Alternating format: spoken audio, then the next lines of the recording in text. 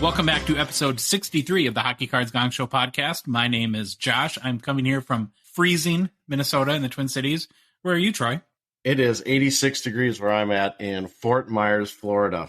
Are you cheating on hockey right now, or what's going on here? I am cheating on hockey. Me and my son came down here. We're going to do some spring break baseball. We're going to 3 Twins games. And then on Sunday, we're going to go watch the Yankees versus the Red Sox. Is he going to get a puck signed by his favorite baseball players? Yeah, I don't think we were out on the hunt tonight for a baseball because, of course, we forgot to bring one for him to get autographed. But he does have his hat that he can get autographed if you would like, if we can't find a baseball. You going to check out any card shops while you're down there, see if there's any hockey? We were going to look at card shops. I didn't find a lot, but then we just randomly stumbled into a place today. As we were looking for a baseball, it ended up being more of a memorabilia shop.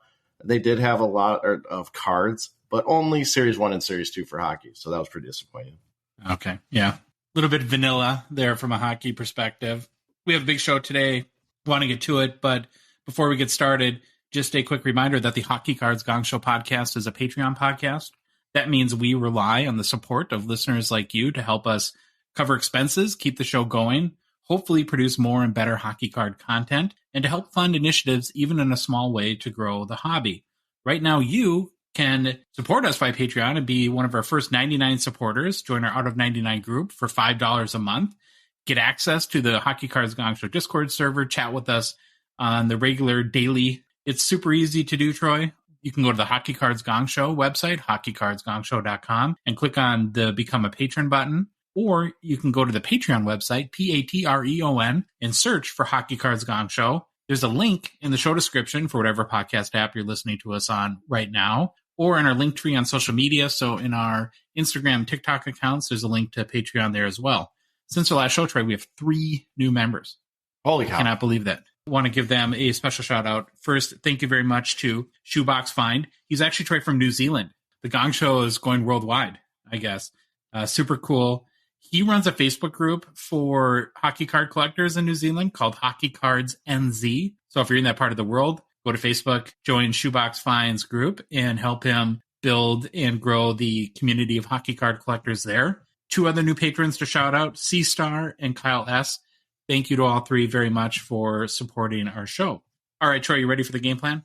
On today's show, we begin with the greatest player to wear number 63. Then it's on to part 1 of our interview with Karvin Cheung, who has been behind creating some of the most iconic brands in the sports card hobby, and specifically the Cup. We then move to hobby news and new product releases. This is followed by our PWCC Weekly Hockey Preview, and we finish this show with our Listener Mailbag. All right, Josh, this might be one of the funnest deep dives or whatever most famous players to wear a jersey number I've done in maybe the whole show. Okay, I'm ready. So we are on number 63, hockey's most famous 63. Per the Hockey Writers, greatest player to wear each number is Brad Marchand. Oh boy, we got some stuff to go over with him. All right, 34-year-old left winger from Halifax, Nova Scotia. As of the date I did my research, he has played in 928 regular season games over a 14-season NHL playing career. Obviously, he's still playing. Mm-hmm. Marchand has played his entire career with the Boston Bruins. All right, awards and accomplishments. 1-time Stanley Cup winner, 2011 with Boston, obviously. Selected to 2 NHL All-Star games. NHL first All-Star team twice. NHL second All-Star team twice as well. And Josh, I know you've missed it, but it's back. We have another triple gold member. Marchand has won gold at the IIHF World Juniors, and he has won a gold at the IIHF World Championships, both with Canada. Add in that Stanley Cup, and we have a triple gold member. So, Josh, make sure you write that down and put it into your collection of your favorite triple gold members. I thought that was you had to win Olympic gold. You did. I screwed up. I would. You tried to trick me. You are baiting me into freaking out because the Stanley Cup's not gold. Oh, I did. I totally messed that one up. I forgot it's the Olympic gold. Well, that sits right with our show and being a Gong Show. Even though I've read that probably, 5 times on different players, now I decided to change the rules. So this is Troy's triple gold. All right, there we go. See, Hockey World, I do know something. There you go. You caught me. Let's go. Currently in his career, Marchand has 370 goals, 479 assists for 849 points. Made the playoffs in 10 of his 14 NHL seasons, compiling 49 goals, 69 assists for 118 points in 139 playoff games played. Best season of his career from a point standpoint was his 2018-19 season when Marchand had 36 goals and 74 assists for a cool 100 points in 79 games played. So right now, Marchand currently left winger on the Bruins first line, along with Patrice Bergeron and Jake DeBrusk. This season, Marchand has 19 goals, 35 assists for 54 points in 54 games played. Josh, you know what that means. We've got to fire up the Gongshow supercomputer for some math calculations. I forgot to restart it last night, but let's see it and see how it works.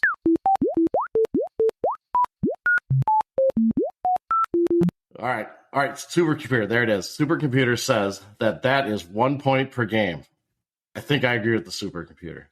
It's doing its job. I'm glad that we made the decision to buy those upgrades you're talking about. Supercomputer is working very quickly right now. We really needed it. We definitely need it. And we're going to get into talking about, I guess, style a little bit more. But there's a big but with him. Ever since youth hockey, Marchand, this is great. He was always known for what? A short temper. And I don't think he's ever got rid of that short temper. Nope. And if we look at him, let's just look at his play. He's definitely a hard worker, super skilled, very skillful player. He can score, set up teammates with great passes. In fact, Marchand currently has 8 straight seasons of 50 or more points. He's played through a multitude of injuries that only come out after the season and usually require surgery or some extensive rehab. So I really don't think you can question his work effort and what he puts into the game and for his team. I mean, I know he's had like sports hernia surgeries and a bunch of other stuff, and it's stuff you never hear about. He never complains about it. However, we all know where this is going and what we know Brad Marchand for. He is one of, if not the most fined/suspended players in today's game. And I think that's what a lot of people know him for. That's what I definitely know him for. And when you say his name, that's what I think about him. This might take a bit, but we're going to go through it. Here's a list of his suspension and fine history. And I'm going to go quick. March 2011, 2-game suspension for elbowing R.J. Umberger of the Columbus Blue Jackets. 2011-2012 season, I couldn't find an exact date. $2,500 fine for slew footing Matt Niskanen of the Penguins. January 2012, suspended 5 games and fined $150,000 for an illegal hit to the head against Sami Salo of the Canucks. November 2015, fined $5,000 for throwing a punch at Gabriel Landeskog. Now this one I give him a little leeway because he was getting beat up by Landeskog and he finally retaliated, but they gave him a fine and for that one. December 2015, 3-game suspension, $150,000 fine for clipping Mark, and I'm not going to say his name right, Borowicki of the Ottawa Senators. 2016-17 season, $10,000 fine for a dangerous trip of Nicholas Kronwall of the Red Wings. At the end of the 2016-17 season, a 2-game suspension for spearing Jake Dotchin of the Tampa Bay Lightning. You don't see too many spearing penalties anymore. No, but we did see one, I think, yesterday. Corey Perry got speared by, I want to say, if I get the name right, Tony DeAngelo, maybe of the Flyers. Oh, I didn't see that. I'll have to look it up. It didn't look pretty. All right, we're halfway through on Marchand's suspension fine history. January 2018, 5-game suspension for an elbow to the head of Devils skater Marcus Johansson, who suffered a concussion. March 2018, fined $2,000 for embellishing. Yep, after all this, he got one for faking a penalty, basically, or embellishing a call. April 2018, fined $5,000 for cross-checking Andrew McDonald of the Flyers. 2018 Stanley Cup playoffs, he wasn't suspended, but he was warned for kissing and licking opponents. That might be the first time I've seen that. November 2021, 3-game suspension for slew-footing Oliver Ekman-Larsson of the Canucks. February 2022, 6-game suspension for roughing and high-sticking goaltender Tristan Jarry of the Penguins. Okay, I'm winded. Those are the ones I could find dates for. I believe there was also a 2-game suspension for slew-footing Derek Brassard thrown into the middle of there, but I couldn't find an exact date. But man, and there might be some that I missed, but that's all the ones I could actually find that he was suspended for. When you're suspended, you lose your game check, right?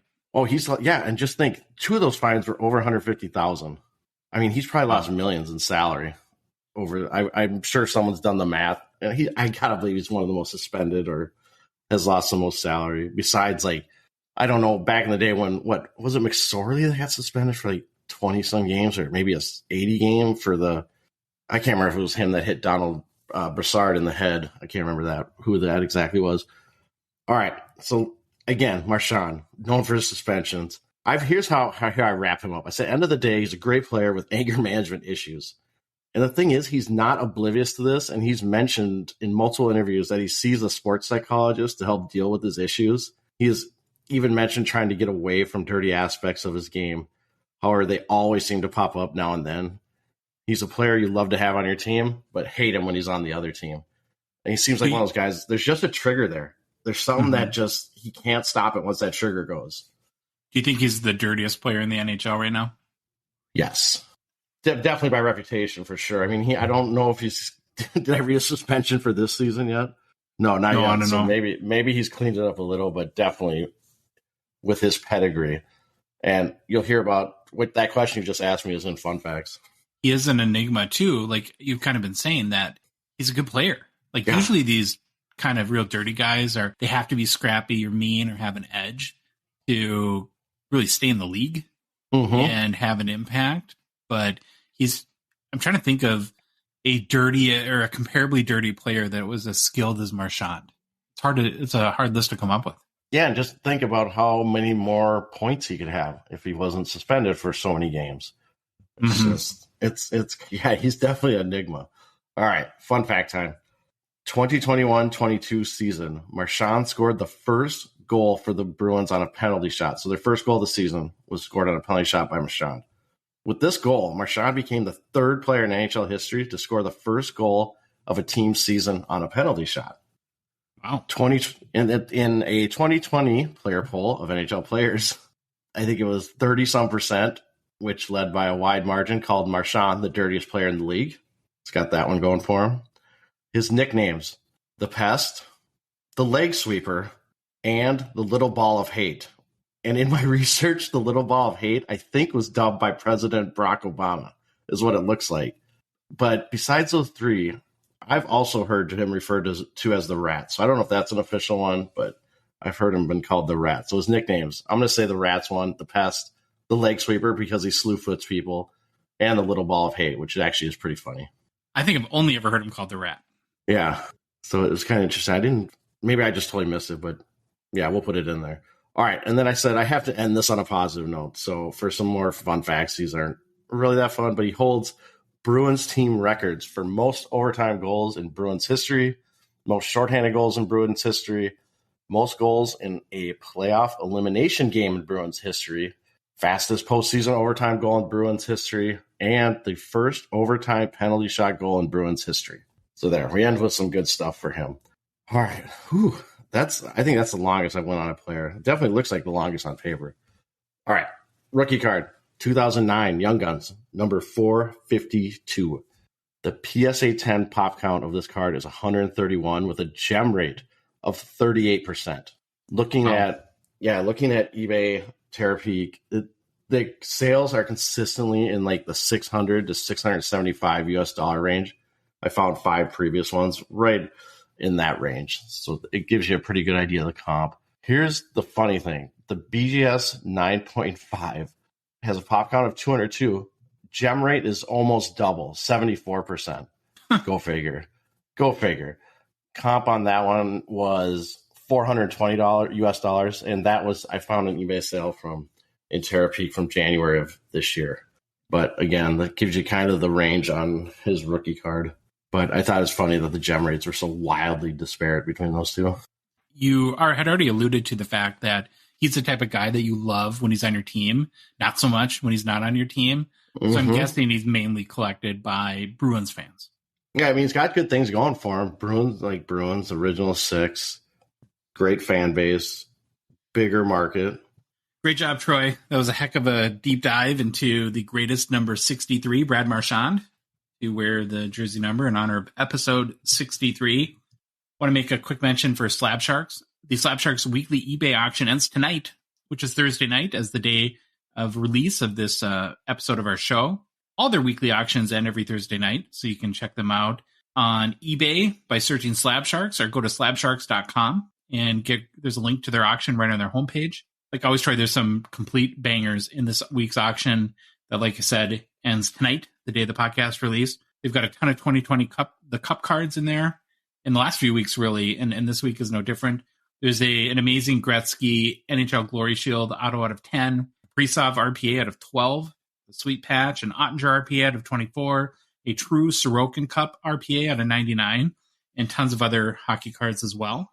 Slab Sharks, of course, is a Canadian eBay consignor that takes all the hassle out of selling your cards on eBay, including shipping them to the U.S., meaning we here, us guys, me in Minnesota and Troy in Florida right now, I guess, can buy your guys' hockey cards, because everyone tells us all the time that all the good hockey cards are in Canada, and we know it's a pain to ship to the U.S., and so I think that's where Slab Sharks is really going to make a mark, and not only taking away all the hassles of selling your cards on eBay, but really particularly opening, if you're a Canadian hockey card collector and you want to have a larger audience to buy your cards, Slab Sharks can make it easy to sell them to someone like Troy and I here in the U.S.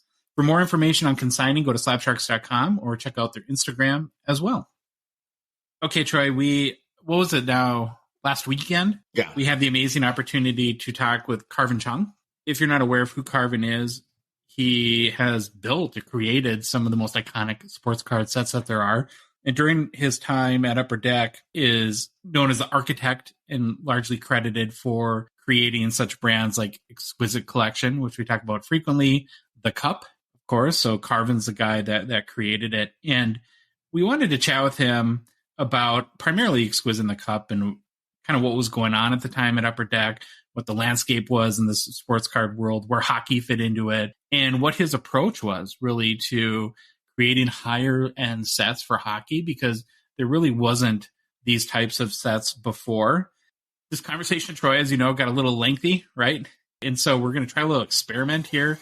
Instead of having a 4-hour episode today, which I'm not sure how that would go over, we actually broke the interview off into 2 parts. And we're going to play the first part today, and then we'll play part 2 on our next show on Monday. In part 1 here, just to give everyone an idea sort of what's covered, is Karvin went back and kind of went through when he joined Upper Deck, how he took some of the sets he worked on and created for whether it be football or basketball, and how they started introducing patch autos and rookie patch autos into sets, and then created the Exquisite Collection for basketball around the time LeBron came into the NBA, and how they translated those into hockey. And then we got a lot into, we asked him about the sticker autos of Kaprizov and Sorokin in the newest release of the Cup, and he gave us some good context and history about how autos are curated for all these sets. We're going to roll the interview now. Hopefully you guys enjoy part 1 of our conversation with Karvin Cheung. All right, we are excited, Troy, and thrilled to have Karvin Cheung on the show with us to talk about mainly the Cup, but I think Exquisite Collection a little bit too. Karvin, Exquisite is my absolute favorite brand of all time, so this is a big treat for me to have you on the show. And we'll start with a little bit of your history, but just briefly, Karvin worked at Upper Deck at the time that both Exquisite and the Cup were created, and you basically created them. So there's probably no better person to get a little bit of the origin and what was going on within the hobby at the time and how these products came to be than to the guy that, I guess, created them. So welcome to the Gong Show, and excited to have you here. Well, thank you very much. And I'm truly excited to join it. And especially when we're talking to hockey fans, I think they're the best fans in all sports. So thank you. Okay, so it probably makes sense to start with Exquisite, even though we mainly want to talk with the Cup, because I think that really led into the Cup. Sure. And don't want you to rehash a whole bunch of stuff, but how did Exquisite come to be, and what were the, I guess, key drivers for creating that brand when you were at Upper Deck? So what's interesting is that I started at Upper Deck in 2001. Obviously, I was a big-time hockey collector. Had my own flea markets and had a store for a while, then joined a distribution company in Canada, the largest one at the time. And we had a lot of feedback panels with Upper Deck. And when they realized that I wasn't not working for the distribution company, they reached out. And so we started there. And then I joined Upper Deck in 2001. it was a dream of mine to be able to work on trading cards. Like some people have a dream to play hockey, be like Bobby Orr, Wayne Gretzky. Unfortunately, I'm a little bit more husky and probably not the right physique for playing hockey, but this is my entry into the sports world. So joined Upper Deck. Ever since '89, I was always impressed with Upper Deck's quality, and it got me back into the hobby. So I had all these ideas that I wanted to hopefully say, well, I can probably do a good job creating products. So I joined Upper Deck in 2001. So what's interesting about the Exquisite Collection is that there was something that was introduced in 2001, which a lot of people don't realize. It was in football, and it was the rookie autograph patch, as we call it today. But in a sense, when I call rookie autograph patch, I always consider it the true rookie auto patch, right? So I look at it being the rookie card. So it was the first time where the VP of sales came in and said, hey, let's put in signed autograph patches as the rookie card in SP Authentic Football. It needs something, right? And so that year, there was three autograph patches. Mainly the biggest one was Michael Vick. Came from Virginia Tech and went to play for the Falcons. So he had an autograph patch rookie card, and there's two others. I believe it was Freddie Mitchell and Rod Gardner, both wide receivers, right? And then all the other guys were all like, whether it's a patch only, or it could be autograph only, or just a regular base card that there was no autograph deal that we had in SP Authentic. So that went really well. So during the next sales meeting that we had, he said, hey, Karvin, we need something in basketball. And I was like, okay, let's do it, but we want you to revamp SP Authentic. And I said, whoa. From what I see here, everything sold out last year. It sold above cost, and you sold a lot of it. Mind you, this is, once again, 2001, one of the worst draft classes of all time when Kwame Brown was the first pick overall. And I said, I don't want to use this idea on SP Authentic. So we debated, we argued about it, and then one of my mentors, the VP of Product Development, his name's Tim Murray, by the way, he stepped in and he just said, look at guys, let Karvin do what he wants to do. We hired him for his ideas. Don't force him to do something that he doesn't want to do. Let's let him build products properly and grow organically instead of just force feeding stuff into him, or else we'll never use his ideas. So I said, this is what I promise. I promise that I can build variations, like rookie patch variations, but not the true rookie card. And one day I will build that RPA that you're referring to, and I'll probably build it into a higher price brand. So I shelved that idea of the true rookie card. Now, a lot of people will argue with me they'll say those RPAs in 2001, 2002 Ultimate Collection. Yes, there are. They're numbered 25. They're not numbered to, let's say, $3.99 as all patches. So I did include patches because I realized that patch had a lot of intrinsic value coming from the secondary market when I was doing selling trading cards. Mm-hmm. So now let's fast forward to 02-03.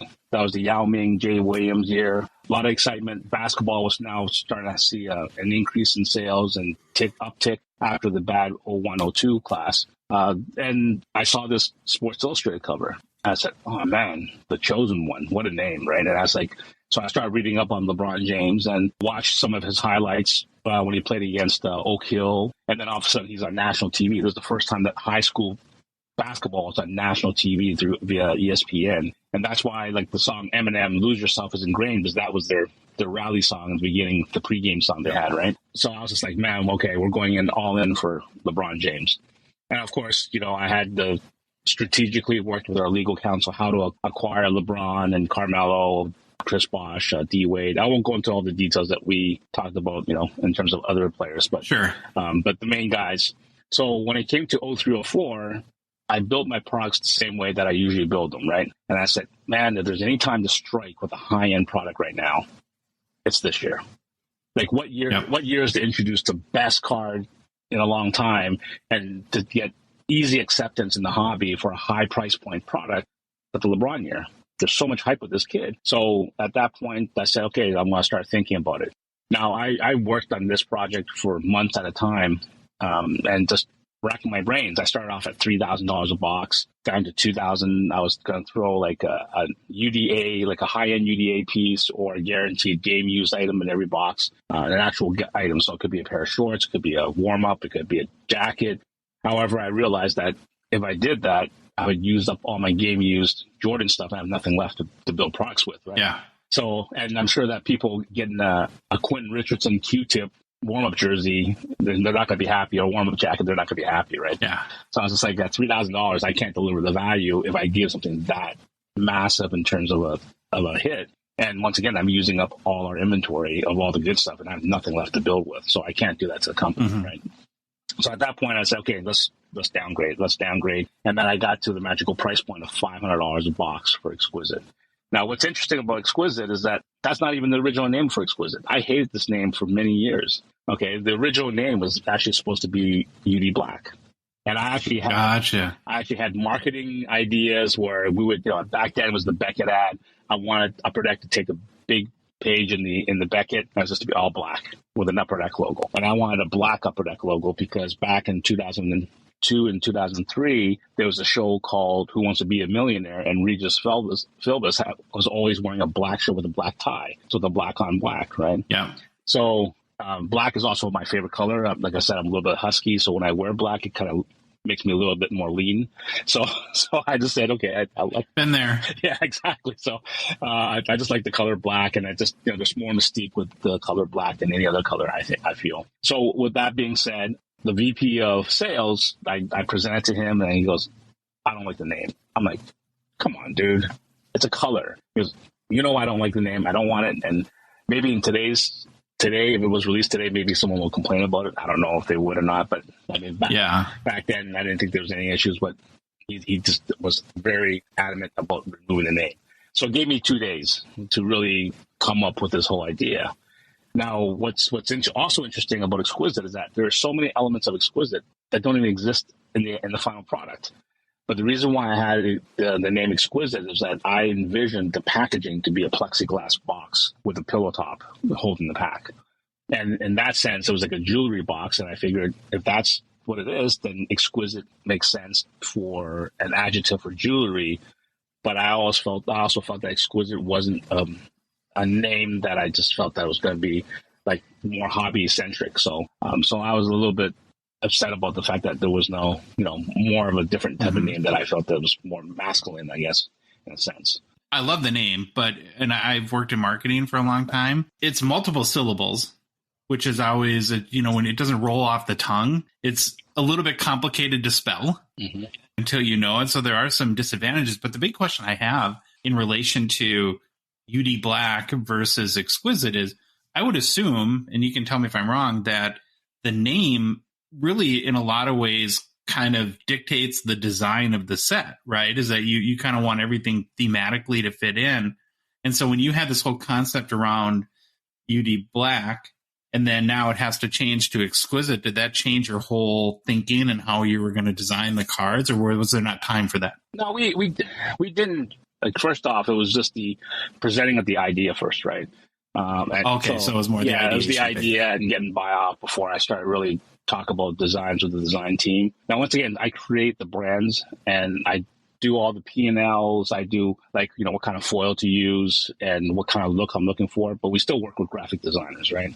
So that's why out in the outside world, I always call myself the architect, because that's what it is, almost like the architect creates the structure and everyone does their work in terms of, we have specialized designers who are creating design. The last thing I want to do is take away their freedom and creativity like someone would do to me, and really have their input on everything. So, it's more of a collaboration than it is like, hey, you got to do it this way, right? Now, there are going to be times where the design doesn't work with me, or doesn't vibe with me. Now, we gotta revamp it a bit, or just scrap it and do a new one. So you launch then Exquisite Collection with LeBron. It does real well, of course, because the cards are great, and then it's LeBron, right? So I think you timed it very, very well in that regard. When did Exquisite then take us through, like, how you decided to apply it to hockey, or what was the transition from what you learned through that experience getting into more of the hockey side? So let me just rewind a little bit and talk about Exquisite. The one thing you asked me was some of the struggles with Exquisite. So Exquisite was actually met with a lot of resistance, because it was prior to that, the highest product that was being produced was in basketball was Ultimate Collection at $100 a pack. Right. And then we just recently launched, prior to that, or after Ultimate, was a product called SP Game Patch in baseball. And that bombed at $200 a price point. So at $500 a price point, everyone's like, "You're crazy, Karvin. There's no way this is going to happen." It took months of meetings to finally they said, "Okay." And by this time, my mentor, I believe Tim, already left the company, and I was reporting to another VP of product development, and he was fighting the battles, and it was against everybody, whether it's the marketing, VP marketing, the finance people, all the executives were. And we eventually got the buy off, and everyone knows that. And I even had feedback meetings with a lot of stores. A lot of local card shops were like, "You are absolutely insane and crazy, and you're going to kill the Upper Deck brand." I'm like, "You guys are joking with me, right?" And at $500, there's an RPA in every box. There's another autograph patch, and there's another like guarantee, like oversized jersey, or it could be another auto. And there's 4 cards, Exquisite. And in fact, we threw in a lot of base cards on top of it as extra. I built extra base cards. And I got a funny story about the extra base cards too. But besides that, I mean, it was like everyone just trashed it. And if you find those OG store owners, they will tell you they trashed it. They're actually pretty honest. I approached some of the key Exquisite collectors. Go ask the store owner what they said. They said, "Oh yeah, we thought you were out of your mind." And another person asked me, he said, "Were you confident it would work?" I said, "Absolutely." First off, I'm always confident of my products. Even if it bombed, I still have some confidence level. Yeah. In it. But in this case, I was fine with it because I've opened so many products in the 90s. I never hit a Michael Jordan autograph. I hit maybe 2 Kobe Bryant autographs.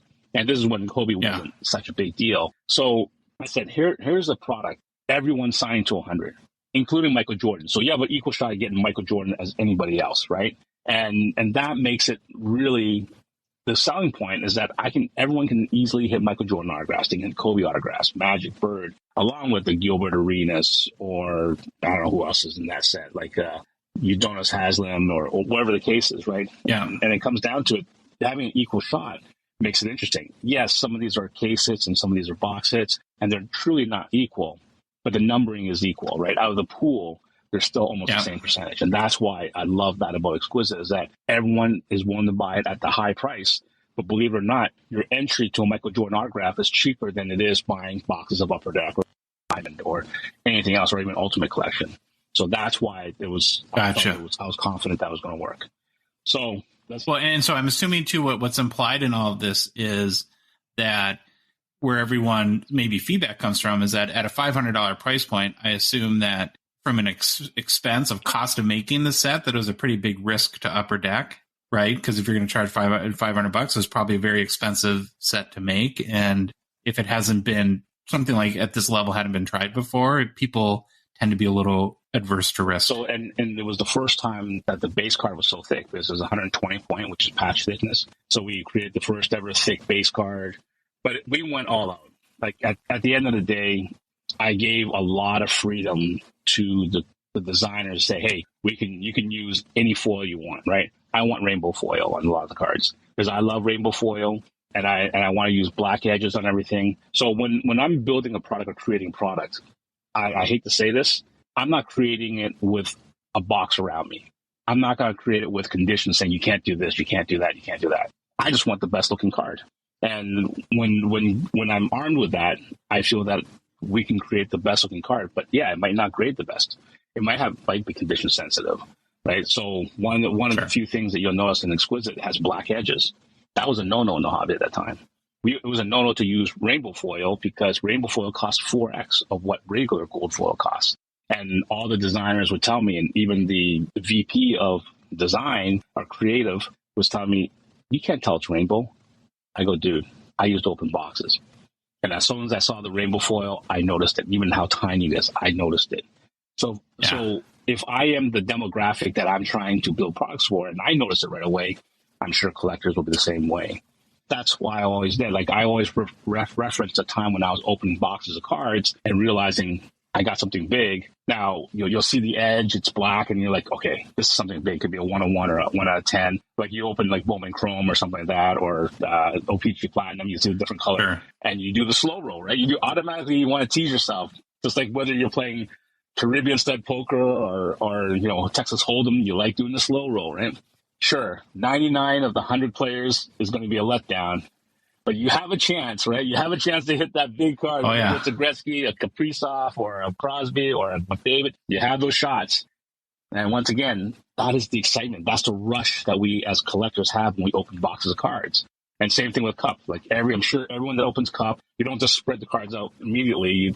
You fan them, you cover it up with a decoy card, and you slowly tease yourself.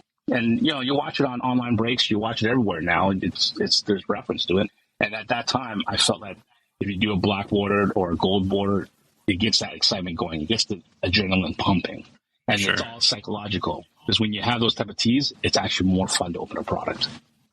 100%. So one of the questions I have, Upper Deck today, of course, only really has hockey. Yeah. So I know they do some entertainment stuff, but from a sports perspective, golf maybe. At the time, of course, you were producing basketball and football. I'm not sure if were they doing baseball at the time? All four sports and golf. Okay, so you're all four sports. What was the pecking order like from a hockey perspective, like as importance? Was hockey really kind of the afterthought, or was it an important part of what you guys did? Just kind of curious. So hockey was always number 4 out of the 4 sports, right? Football and baseball was always the king. Then came football, and basketball was lower than football, and then hockey. So I was actually the product manager for hockey and basketball, the 2 bottom sports, right? Hockey, guarantee. I come from Canada. Karvin must know hockey, right? Being a Leaf fan and all this stuff. Yeah. And then basketball, I was fond of basketball. I grew up playing basketball, and I followed all the GOATs. And I even watched the Final Four. Like I watched the NCAA because the Tar Heels were my team. So they knew that I have an abundance of interest in basketball, so they put me on those 2 sports. It wasn't the premium sports, I would say, for NFL and MLB. But with that said, yeah, hockey. What's different about hockey and basketball? Hockey's collector group is by far the purest collectors. Everyone wants to do a whole set. There's more set collectors, I believe, on average in hockey than any other sport. There's baseball collectors, and they may outnumber hockey, but in terms of percentage-wise of the total revenue and how many set collectors, I think hockey is higher. And it's just generally Gotcha. Like hockey. I see so many hockey collectors that are willing to give up and trade because it's going towards your PC. I see that happening a lot. And the integrity of hockey collectors is genuine, and everyone is out for each other. And that's a little bit different than I see than other sports where the dollars are really the key driver for everything. So I truly side with hockey collectors. I don't mind giving up in trade for a hockey collector if it's for a PC guy for sure. That's what I see. But in the pecking order at that time, it was 1, 2, 3, 4 in terms of revenue. I think Upper Deck still always looked at hockey being an important and integral part of their business. Now, you also understand that hockey was the first sport to go fully exclusive after the lockout in 0304, right? So 0405, the lockout. Yeah. 0405. So with that lockout, we had an exclusive, and we had to have our best effort at hockey to maintain that exclusive and also challenge ourselves to come up with creative products. Product after product after product. Because what do we always... So was that the catalyst then to really kind of take some of the... I'm sure you gained a lot of capital within Upper Deck after the success of 03 Exquisite basketball. Mm-hmm. And then there's a lockout, and to kind of take what you learned from that and the capital you built and then translate that over to hockey. Is that a good way to put it? Sure. So there's definitely brand equities, right? Not the Exquisite brand itself, but the equity of all the inserts. Everything I can from Exquisite and put it into the cup. Primary reason why it's not called Exquisite, there's 2 reasons. One reason is that we actually did a deck for the league, for the NHL, and we did the hierarchy of products. And for me, I don't like products being the same name per sport, because sometimes it makes sense for one sport. Like you can't do, one example is Sweet Spot, right? Sweet Spot works well for baseball, does not work well with hockey, does not really work well with basketball, right? Because what is the sweet spot where it relates to a baseball? Yeah. So for us, it's like I'd rather have names that really, like the one thing I do notice about hockey collectors that they kind of get, here's a product that they brought from a different sport and applied it to our name. There's no distinctiveness of the hockey brand if you take it from baseball and football and bring it over. Like Upper Deck, obviously that's easy, right? SP Athletic, it's easy. You can bring those brands in. But when you start taking brands that don't really make a lot of sense in hockey, and then they're like, once again, maybe there's that redheaded stepchild mentality of hockey collectors. Like they don't care about hockey collectors. And I really wanted to put hockey to have its own identity. So with the cup, we actually presented to the NHL and their brass to say the cup is the holy grail. Like when you're playing hockey, what do you want? You want to win the cup, right? It's the holy grail. So thus, it should be the holy grail of all products. But obviously, there was some. So when I built Exquisite and I looked at cup. I said, okay, let's bring this all into the cup. So there's two reasons why we didn't call it Exquisite. That's one of them, right? Because we present to the league, and I want to maintain that promise to the league that the cup will be the highest end product. Number two, with hockey, unlike every other sport, you're dealing with a minimum of 40% to 50%. That's what we gauge, and now it's probably close to 70% is Canadian collectors. And you always have to be cautious of the exchange rate that goes on. So if it's like 1.5 or 2 to 1, then a $300 box or a $500 box is a $1,000 box in Canada, or a $350 box or $700 in Canada. So you got to be cautious, and that affects them. And their ability to sell those cards once they open them is a lot more difficult to Americans selling those cards, because everyone says, well, I don't want any international seller selling me the cards. I don't know if I'll get them, right? So I recognize that. And then lastly, when it comes to like the pricing of single cards, well, we may put Michael Jordan on the same level as Wayne Gretzky, but the return, the ROI is not the same. At that time in 03-04, Michael Jordan autographed patches would sell for $200 to $250. Gretzky's don't even hit $100 sometimes. So I needed to create more value in terms of the return on investment for the cup. So by calling it two different names, I kind of protected the price point of the cup to be lower. Because when Exquisite came out, it was $500 a box, right? Cup came out, it was $350. Now, what's interesting is that the cup on a case basis, since there's 6-box cases, is actually more expensive than Exquisite on a case level. But with that being said, because I want to make the case hits really impactful. So by making a 6-box case, I can do the case hits as more impactful than a 3-box case. But you're getting more. Wow, that's a really interesting explanation. Was that a hard sell even at $350 at the time to similar maybe with Exquisite, or by that time were people kind of on board with these higher level products? That wasn't a hard sell. Hockey people tend to not, once again, like I'm not trying to, say that people don't care as much, but there's less discussion. And already the starting of the high-end products we already got to it with Exquisite, right? So, at that point, I think I at least got some credibility with the executive team saying, hey, Karvin could probably build a product at $350 a box for hockey. It shouldn't be an issue. He did it at $500. In fact, there are also people saying, "Hey, we should go for $500 here now. Why aren't you going to $500?" Gotcha. Was there any fear coming out of the lockout doing it, that there hasn't been hockey for a while? How will people respond? Or did you think of it the other way, that people will be so excited to have hockey back that they'll jump all over this? We knew that there was going to be a lot of people that were upset about the lockout, and could it be like 94 when the lockout happened in baseball, right? But also we also know that Canadians, it's their sport, right? Hockey collectors do not venture into the other sports. If you notice, they're true to hockey, right? And even hockey fans, they don't go to watch baseball and then watch hockey in the off season, concurrently. They just are focused on hockey. And when the lockout happened, they missed hockey, I feel. And when it came back, everyone came back. And then, of course, similar to what I did for LeBron, where the cup come out. It came out during the Sidney Crosby Ovechkin year, so it gave it a chance of success. So here's a story that none of you guys even know this. So when we created the cup, obviously we went pretty long on it, and I created as much as I can to get content and case hits and all that. Exquisite, to my knowledge, it was the first hand-packed product. So we sat down in the dungeon with all these cards and hand-packed LeBron James and Carmelo Anthony's and all these cards. That's why when I hear people saying, oh, LeBron got 2 of his rookie cards, I go, no, I know he didn't get 2 of his rookie cards, not from us, because I hand-packed everything out. I knew how the collation went.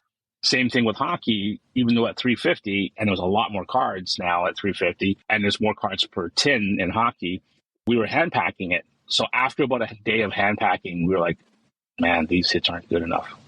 The return investment isn't good enough. So I had to go up, put the tail behind in between my legs, and go to my boss and said, look, we can't put this product out at $350. So we actually cut the volume by a third to use those better hits to be the case hits and the other stuff to be filler cards to deliver a far superior product. You go tell the executives that we're going to cut the revenue by 1/3 to make this a much more stronger product. And this is at 350. Can you imagine was at 500? I probably had to cut the volume by 60% to get to that price point. So that's why I'm extremely cautious of the, and the reason why we hand pack it is that to assure that every pack has its value. Like, for example, a Crosby RPA may be a one color because we use game used jerseys. Well, then I would combine it with a card that had 3 or 4 colors on the autograph patch. That could be a Mario, well, not Mario Lemieux, that would be 2 cases. But let's say a player like, I don't know, Doug Gilmour or something like that, right? And then same patch of Doug Gilmour, so that when you have 2 cards, you're like, oh, I love this Gilmour. I don't really like this Crosby, but it's still a Crosby, right? Or if you have a nice 3-color Crosby, you put a 1-color patch of someone else, like a Rick Nash or something like that. So for us, is that's how we balance the product, right? And believe it or not, like when I went to work at Panini later, we actually started balancing the teams because we knew that breaks were an issue. So we didn't want people getting all the cards on one team in one pack, right? So it was a shame because I didn't want to say cut the volume, but we end up cutting the volume right away just to make sure the product delivered. I want to go back to Crosby and Ovechkin real quick. Sure. At the time, how would you compare the hype of them coming into the league to what you had with LeBron? I mean, LeBron is going to be higher, but was there just a similar sense that, okay, here's an opportunity of 2 guys that could be all-timers and we really need to take advantage of this? Definitely. So if you look at Upper Deck 1 and 2, back in 05-06, Upper Deck 1 had Sidney Crosby, and we held Ovechkin back to Series 2, right? Because we knew that Ovechkin on his own should be able to carry that product. Obviously, for many years, it didn't do as well as Series 1, but now Ovechkin's more of a darling for the hobby. But I'm Canadian, and I knew about Crosby's story. I knew about his dad being, I believe, the goaltender that was drafted in, was it 96 or 97, right? His dad, Troy. I followed him because, Tim Hortons is a staple in Canada, and he grew up in the Tim Hortons hockey, sponsored by Tim Hortons, the leagues. And the story was always that he was going to be the one. He's going to take over the Gretzky's, the next Gretzky. And of all things, is there a better jersey number in the world for a player than Sidney Crosby? Like, the guy's from Cole Harbour, Nova Scotia. He's born on August 7th of 87, and his jersey number automatically is 87. So it's just like, it's almost like that those things kind of collided, and this is going to happen, right? And Sid the Kid going to Pittsburgh, a franchise that was going to probably be sold or moved and everything. He was, forget the movie The Fish That Saved Pittsburgh. He's the kid that saved Pittsburgh, right? And that's, his story was just so much of a fairy tale, right? And Ovechkin, we didn't know too much about Ovechkin. We knew that he got drafted in, I believe he got drafted in 04, but he was one of these guys that got drafted in 03 thinking that they can change the league to change the rules of the birth date, and then Ovechkin would count towards the draft in the 03. I can't remember which team drafted him first, but it wasn't Washington, though. So that's a good trivia question if you want to ask people. I think it was like Florida or St. Louis or someone that drafted him in the 7th round, the last pick overall. They drafted Ovechkin. But we knew that he was the number 1 pick. We knew about his World Junior presence, but we didn't know his rock star status and his rock star attitude. And that was interesting. That was kind of a surprise and really aided even more of the lore, the story of the 05-06 rookie crop. How many of the players, did you get a chance to meet them before the Cup came out, or was it after the Cup came out before you first got to meet those guys? I'm just trying to remember. I'm not so sure if I met them before the Cup. I know I met them after the Cup. I think I met OV, let me see, 05-06. I might have met OV before the Cup. I might have met them before the Cup, because I know that I met them in Dallas at the All-Star game. So if you want to Google that, I think that was in 05, Dallas All-Star game. And I met Crosby at the Dallas All-Star game too as well. But I mean, didn't interact that much. And what's interesting is that Crosby growing up with his prodigy, and the thing about Crosby was that everyone knew he was going to be a superstar, similar to Connor McDavid. Because I think he was kind of sheltered, right? His family, his dad being a hockey dad, he's very sheltered. Where Ovechkin was completely opposite. Like, we usually are used to the Russian players are being more quiet, sheltered, more of an introvert versus extrovert. And when we met Ovechkin, it was like, oh my God, this guy's insane. And that's why he's so gregarious, and so many fans love him, because he just treats hockey like fun. Where's there a hockey player that loses his first tooth and says, now I truly feel like I am a hockey player now. I feel like a hockey player. after he lost his tooth. So, I love what Ovechkin brought to the game. And in fact, I also feel that he bridged the game to Europe, and he also bridged the game to the American audience a lot more than other hockey players. Mm-hmm. So I have kind of a general question for you that I think it's probably, I'm sure, into the time period, but more. So, and I know you have nothing to do with this and can't speak on it directly, but a big deal was made when the Cup came out a week or two ago about the need to use sticker autos, and a lot of people were upset with that. And again, you can't comment directly on that, I know, because you're not involved in Upper Deck, but I think you can add some perspective just in general on what it's like to get cards signed, especially hard signed. And is that really challenging? Do you have empathy for Upper Deck in certain cases, like the case we had with the Cup in the last week? And I just love your thoughts just in general on just sort of the adventure that it is to get these cards signed.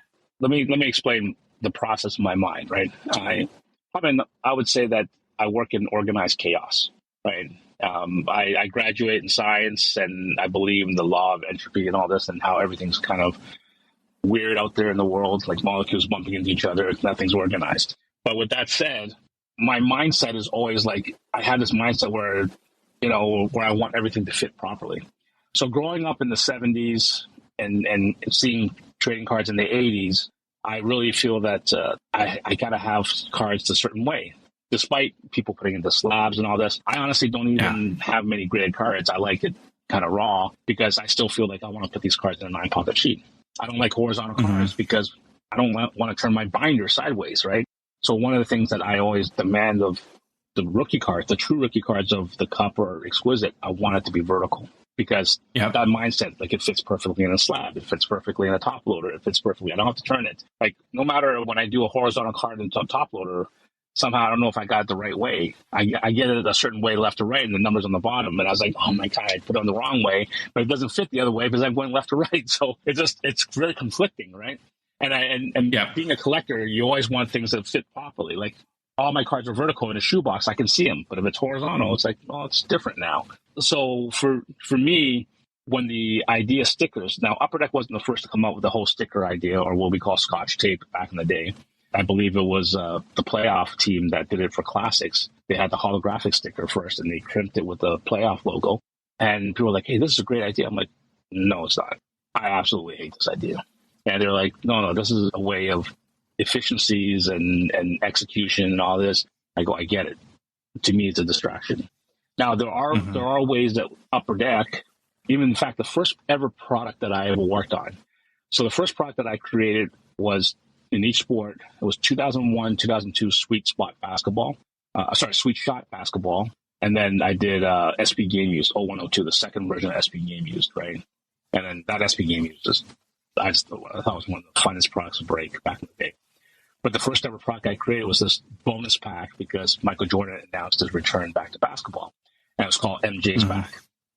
And at that time, we didn't use stickers as much. We actually used something we called grids, or we used Avery labels. So in some of the stuff like the rookie exclusives that you'll see in basketball, I think even in hockey, we used Avery labels, and we housed the Avery labels underneath an open window, like a jersey card.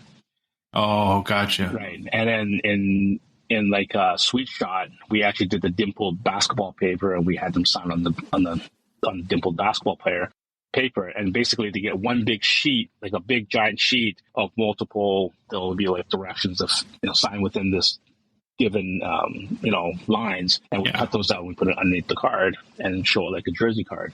So the first ever product I did was MJ's Back, and they did this whole big sheet of Michael Jordan autographs, and they showed it to me. And it was like a little circle, and he signed inside the circle.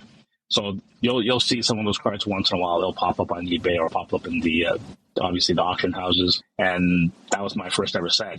And right away, I got introduced to what we called trapping the autos or the grids. But when we went to sticker, when we were applying it right over the card, I was not a big fan of it. So I resisted a lot. I understood, obviously it helps with redemptions. It helps with not damaged cards being shipped all over. We just get them in and we just apply them. And I was just like, but it doesn't work well for my mindset to accept that. I'm used to, getting autographs on a regular trading card and it's signed in person and all that. And I think that's more genuine. Obviously, we would have to make a design that fits the auto. but it just didn't work for me. And then it got to pretty much a debating point where the basketball guy won't do it and the hockey guy won't do it, but then the baseball and football guys wouldn't accept it. And it's like, well, it's up to you. You can go out the door or you accept it. So I said, okay. At that point, we did make a company decision to say that on the higher end products, we won't use stickers, right? And knowing Billy so well, I've interacted with him so many times. He's a true collector. Obviously, he would never want stickers on the cup unless it's a multiplayer, combo or something that would make sense.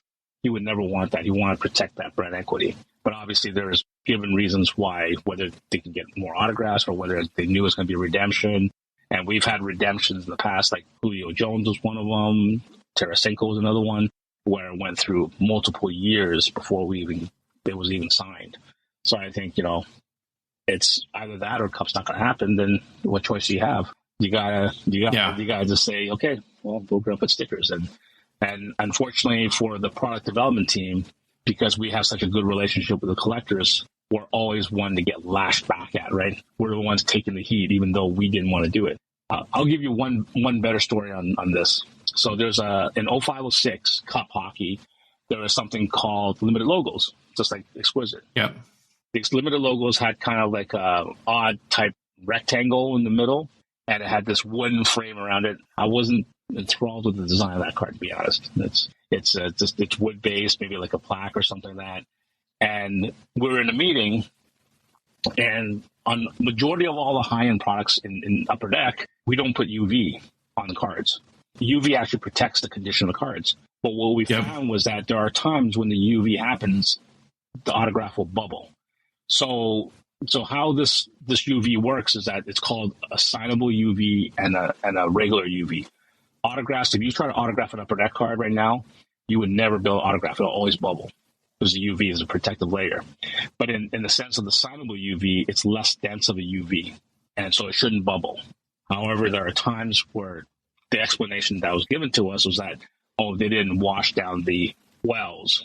It didn't wash down the wells, and they had remnants of the other UV, and it mixed together, and now it's bubbling now, right? So I was in a meeting with the designs, and I was like, hey, you guys have UV on here. And they're like, yeah, well, it's signable UV. I go, yeah, but we don't have UV in anything else. Karvin, it's signable UV. I go, it's known to bubble. And they're like, it's not going to. And they all start laughing at me and all this. And I was like, man, I'm not going to win this battle. I gave up. So I didn't bother fighting for it. And then as soon as I saw the card, I got called down to the QA, and they showed me these cards, and I went back to the designer. I said, remember what you said in that meeting? And I was, so I'm wrong. I'm like, we just spent like thousands, tens of thousands of dollars, or even $100,000 getting autographs, and that's your answer. You got it wrong. How do we make this right? Do we rub off the autographs and send them out again? And he goes, no. So basically, the volume of those autographs went down. I mean, they were numbered at, I think, 50, and a lot of them are numbered to less because we had to throw away a lot of them. We had to scrap them because they were bubbling so bad. Wow. And what happens? So not only did I get ridiculed in that meeting, when I went to the marketplace, like, how'd you screw this up so badly, Karvin? How'd you screw this up? Yeah. I'm like, thanks. I go, I'm the one that gets blamed for it. And I can't really, while I'm working at the company, I can't really throw you guys under the bus. So I just got to take it. That's all it is. And I said, yeah, we made a mistake. We shouldn't have used UV. So from that point on, we never used UV. And the same thing happened at Panini when we worked on this product called Prime Hockey. It was UV and it was all bubbling. And so what we did was we took rubbing alcohol to scrape off all the autographs to resend them back out to the players to get them signed again. And this is the thing is like, why are we using signable UV or UV if it's going to bubble? And this is also an argument that actually favors stickers now, right? Because you don't have bubbling on stickers. You can pick which autographs that you want because they look nice or they're fully contain the stickers. But is getting the autographs the hardest part about building a set? No, never. Not for us. Getting the autographs is the hardest part for any athlete's relationship guy, not for us. Okay, gotcha. But you have to be cautious. You have to be cautious with your internal working partners to make sure that they can succeed too. You don't want them to put to failure, right? So, like I worked on golf too as well. I worked on all the golf sets back in the early 2000s. There was one that was an oversized golf card, and it was called, I can't remember what it's called now. But it was an oversized golf card, like an 8x10 of every single golfer. And then we would have the famous holes like Sawgrass and all this stuff. And we would have the golfer signed on that. And after building the product, I said, I can't believe I'm going to say what I'm going to say. So I called up my sales guys. I go, we're going to have to do these on stickers. And he's like, Karvin, we can't do these on stickers. I go, dude, we don't witness every golfer. These guys are going to be signing like 4,000 of these 8x10s, and we're just going to drop ship them on this driveway. That's like 3 pallets, dude. They're never going to get signed. So we have to do stickers. So that's what we had to do. And gotcha. you got to understand that everyone has challenges, and you don't want to create problems for your partners. You got to say, hey, you know what? I got to take one for the team. I got to work on it. And I had this great idea, but your idea cannot completely, make people failure. It's already bad enough that we push people to work more hours, to be more motivated, to produce a better product. That's where that's what we have to do to motivate people versus just, just get it done and you're gonna look bad, right? So that's why. Now, in general terms, right, from what I understand, a company like Upper Deck or Panini or Topps, whatever sport it is, like you have a autograph agreement really with every individual player, or is it only certain players and then the NHLPA would take care of more like the lesser known rookies, or how does that work? Do you have to have for everyone you want an autograph with, do you have to have an agreement with them? So I'm not sure how it's going to work with the new Fanatics team and moving forward. Yeah. Obviously there's a lot of stuff in play there. But typically we have to have an individual contract to secure autographs with every player. Now, in hockey, there are like something what we call Be a Player. That was a unionized, because Be a Player is an NHLPA product, and they would secure the autographs at the same cost on each autograph for Upper Deck. But aside from that, everything else is you have to get a contract with every player. Did you ever have stories then of like one player finding out how much another player got paid for an autograph and then coming back and being like, what the heck? Why, I should be paid more because I'm a better player than this player, or any kind of crazy stories like that? Well, one of the best stories is some of the agencies, and it's through one of the guys, the athlete relations people, right? And you always hear the same song and dance, right? Well, he should get a bump from a 30% bump or a 50% bump because he had a great season, scored over 30 goals, got 60 points. Obviously, this is in about 10 years ago, so obviously the points weren't as a little bit tougher back then. Or a goalie just won the Vezina and you should get this rate, right? So one time he wanted an increase on a retired player. It was Luke Robitaille. He said, well, you should increase them by 50%. And our athletes relations guy goes, wow, that's great that you think Luke should get 50% bump. I didn't realize that as a GM, he went to the playoffs, so that he deserves a 50% bump on his autograph, right? He goes, he's not going to score any more goals. He's not going to get. He's a Hall of Famer already, so I don't understand why you want to bump, but okay. And they always, it's always good banter between the agents and us. At the end of the day, we have to get along with everyone. We're building relationships, and I think all of us have done a great job building relationships with the agents. And if it makes sense to give a little here and there, it's easier for them to approach the player too and say, hey, I got you something extra, right? So we know the value of these. We can't always take a hard stance. We try to keep the cost down as minimal as possible because at the end of the day, the collectors are the ones paying for the price of the autographs, right? And I don't want to go to the collectors and say, hey, you're paying this price because we just decided to give this much money. Now, there are times where it's a struggle because a certain player is demanding a price that is beyond the scope of what everyone else is getting paid. And if you choose to pay that amount, then you're going to disrupt the whole hierarchy of all the autographs. And people are like, well, why are you paying him more? My player is better than that. And it's something what we call the most favored nation. So there's certain players that will demand players, celebrities, whatever the case is, what they call most favored nation. So it's similar to, let's say, the franchise tag in football. Yeah, you're going to be played according to the average of the top 3 players, right? So most favored nation means that take the highest price autograph and you add $1 to it because he's the best player. So there are those situations where that's in the case. Or a guy goes number 1, he says, I got to get paid more than other people. So we actually had during my time at Upper Deck, we started working on some rookie scales. So if you went first overall, which we knew that this person wouldn't go first overall, you get this much. You go second overall, you get this much. And then if you fall from 5 to 10, you get this much. And it's up to the player to see where he gets drafted. He gets drafted first overall, then you're going to get that money. So we did work on that, like a sliding scale, rookie contract scale type idea. Typically, most contracts are for 1 year. There are times we'll ask for 2 years. But the most important time and the most autographs we ever collect is always during the rookie year, right? So that's the biggest key. I believe you had told me when we talked before, but I thought this was interesting that in general, right, the hockey players get the least amount of money per autograph. Is that correct? Back when I was working, their autograph per rate is lower than most other sports. Yeah. Another, I guess, to bring this back to a current situation, but I think it would be interesting to get your perspective on, is so a lot of people were upset with a particular player in the Cup. So there's Tim Stützle, the young German forward from Ottawa Senators, and you go back to, he was a 2020 rookie. You go back and he had spelt out his name like all really nice, and he had the umlauts, right, Troy, that we learned in the last episode, and really beautiful signature, right? And then now his true Cup RPAs come out and it's TS. And I'm assuming there that it probably, and it sounds like from what you've told us, that maybe athletes look at it like, well, if I'm getting a piece rate, right, where I'm getting paid per signature, and I look at it as the value of an hour of my time, if I can spell out my full name and, I don't know, maybe do 200 an hour and do 800 an hour just doing TS, ultimately I make more money. Is that kind of, do you think that drives a lot of these kind of decisions for people to change their autograph a little bit, or is there other reasons too? No, I think it's just a matter of when you get autographs in, like, for example, like SP Authentic is numbered to 1,000.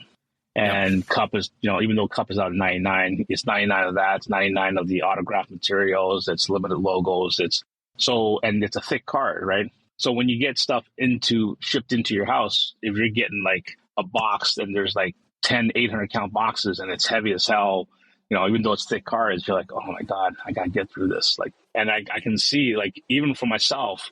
So let's say if you sat there and signed 1,000 autographs, right? On these small little index cards, eventually your hand's gonna get tired and you just want to get it done with, right? I don't know if you guys grew up with this. Obviously you guys are a lot younger, probably maybe a little bit younger than I am, but I used to be in detentions and have to write lines, right? Yeah. You remember how to write? Yeah. Oh yeah. Okay. So I used to, like, it was always like, I will not be late at school or something like that, right? And then eventually, after like the writing it sentence by sentence, I do all the I's first. Then I will do will, like all of them all straight down, because it's faster to go down than going across, right? And you find your short ways of doing things, and the players are no different than any of us. Like, psychologically, you're kind of like, oh my God, I got to do this. I want to go play Madden, or I want to go play NHL hockey, right? Or I want to play Call of Duty. I got friends calling me to do stuff in my off season. Just, once again, because of the NHL season is so long and so their time is so limited, their free time is so limited, they just want to get through this stuff. Now, what I think the card companies can be more proactive, and I'm not saying that Upper Deck has not done this or any card company hasn't, is basically educate the players and saying, look, at these cards are the most important cards of our set. Like, please protect your autograph. At the end of the day, 2 years from now, 3 years from now, 4 years from now, collectors are going to realize that you didn't put your full name. And that education process is really important to the players to say, if you want your brand to grow, you need to have a proper autograph here. So similar to, like, Upper Deck will send an affidavit, Panini sends an affidavit, I'm sure Topps does, where they sign a legal contract saying, I'm signing my autographs. There's 3 examples of my autographs I'm going to sign. Say, like, maybe in that letter, stress, please sign your full name. And maybe limits amounts, right?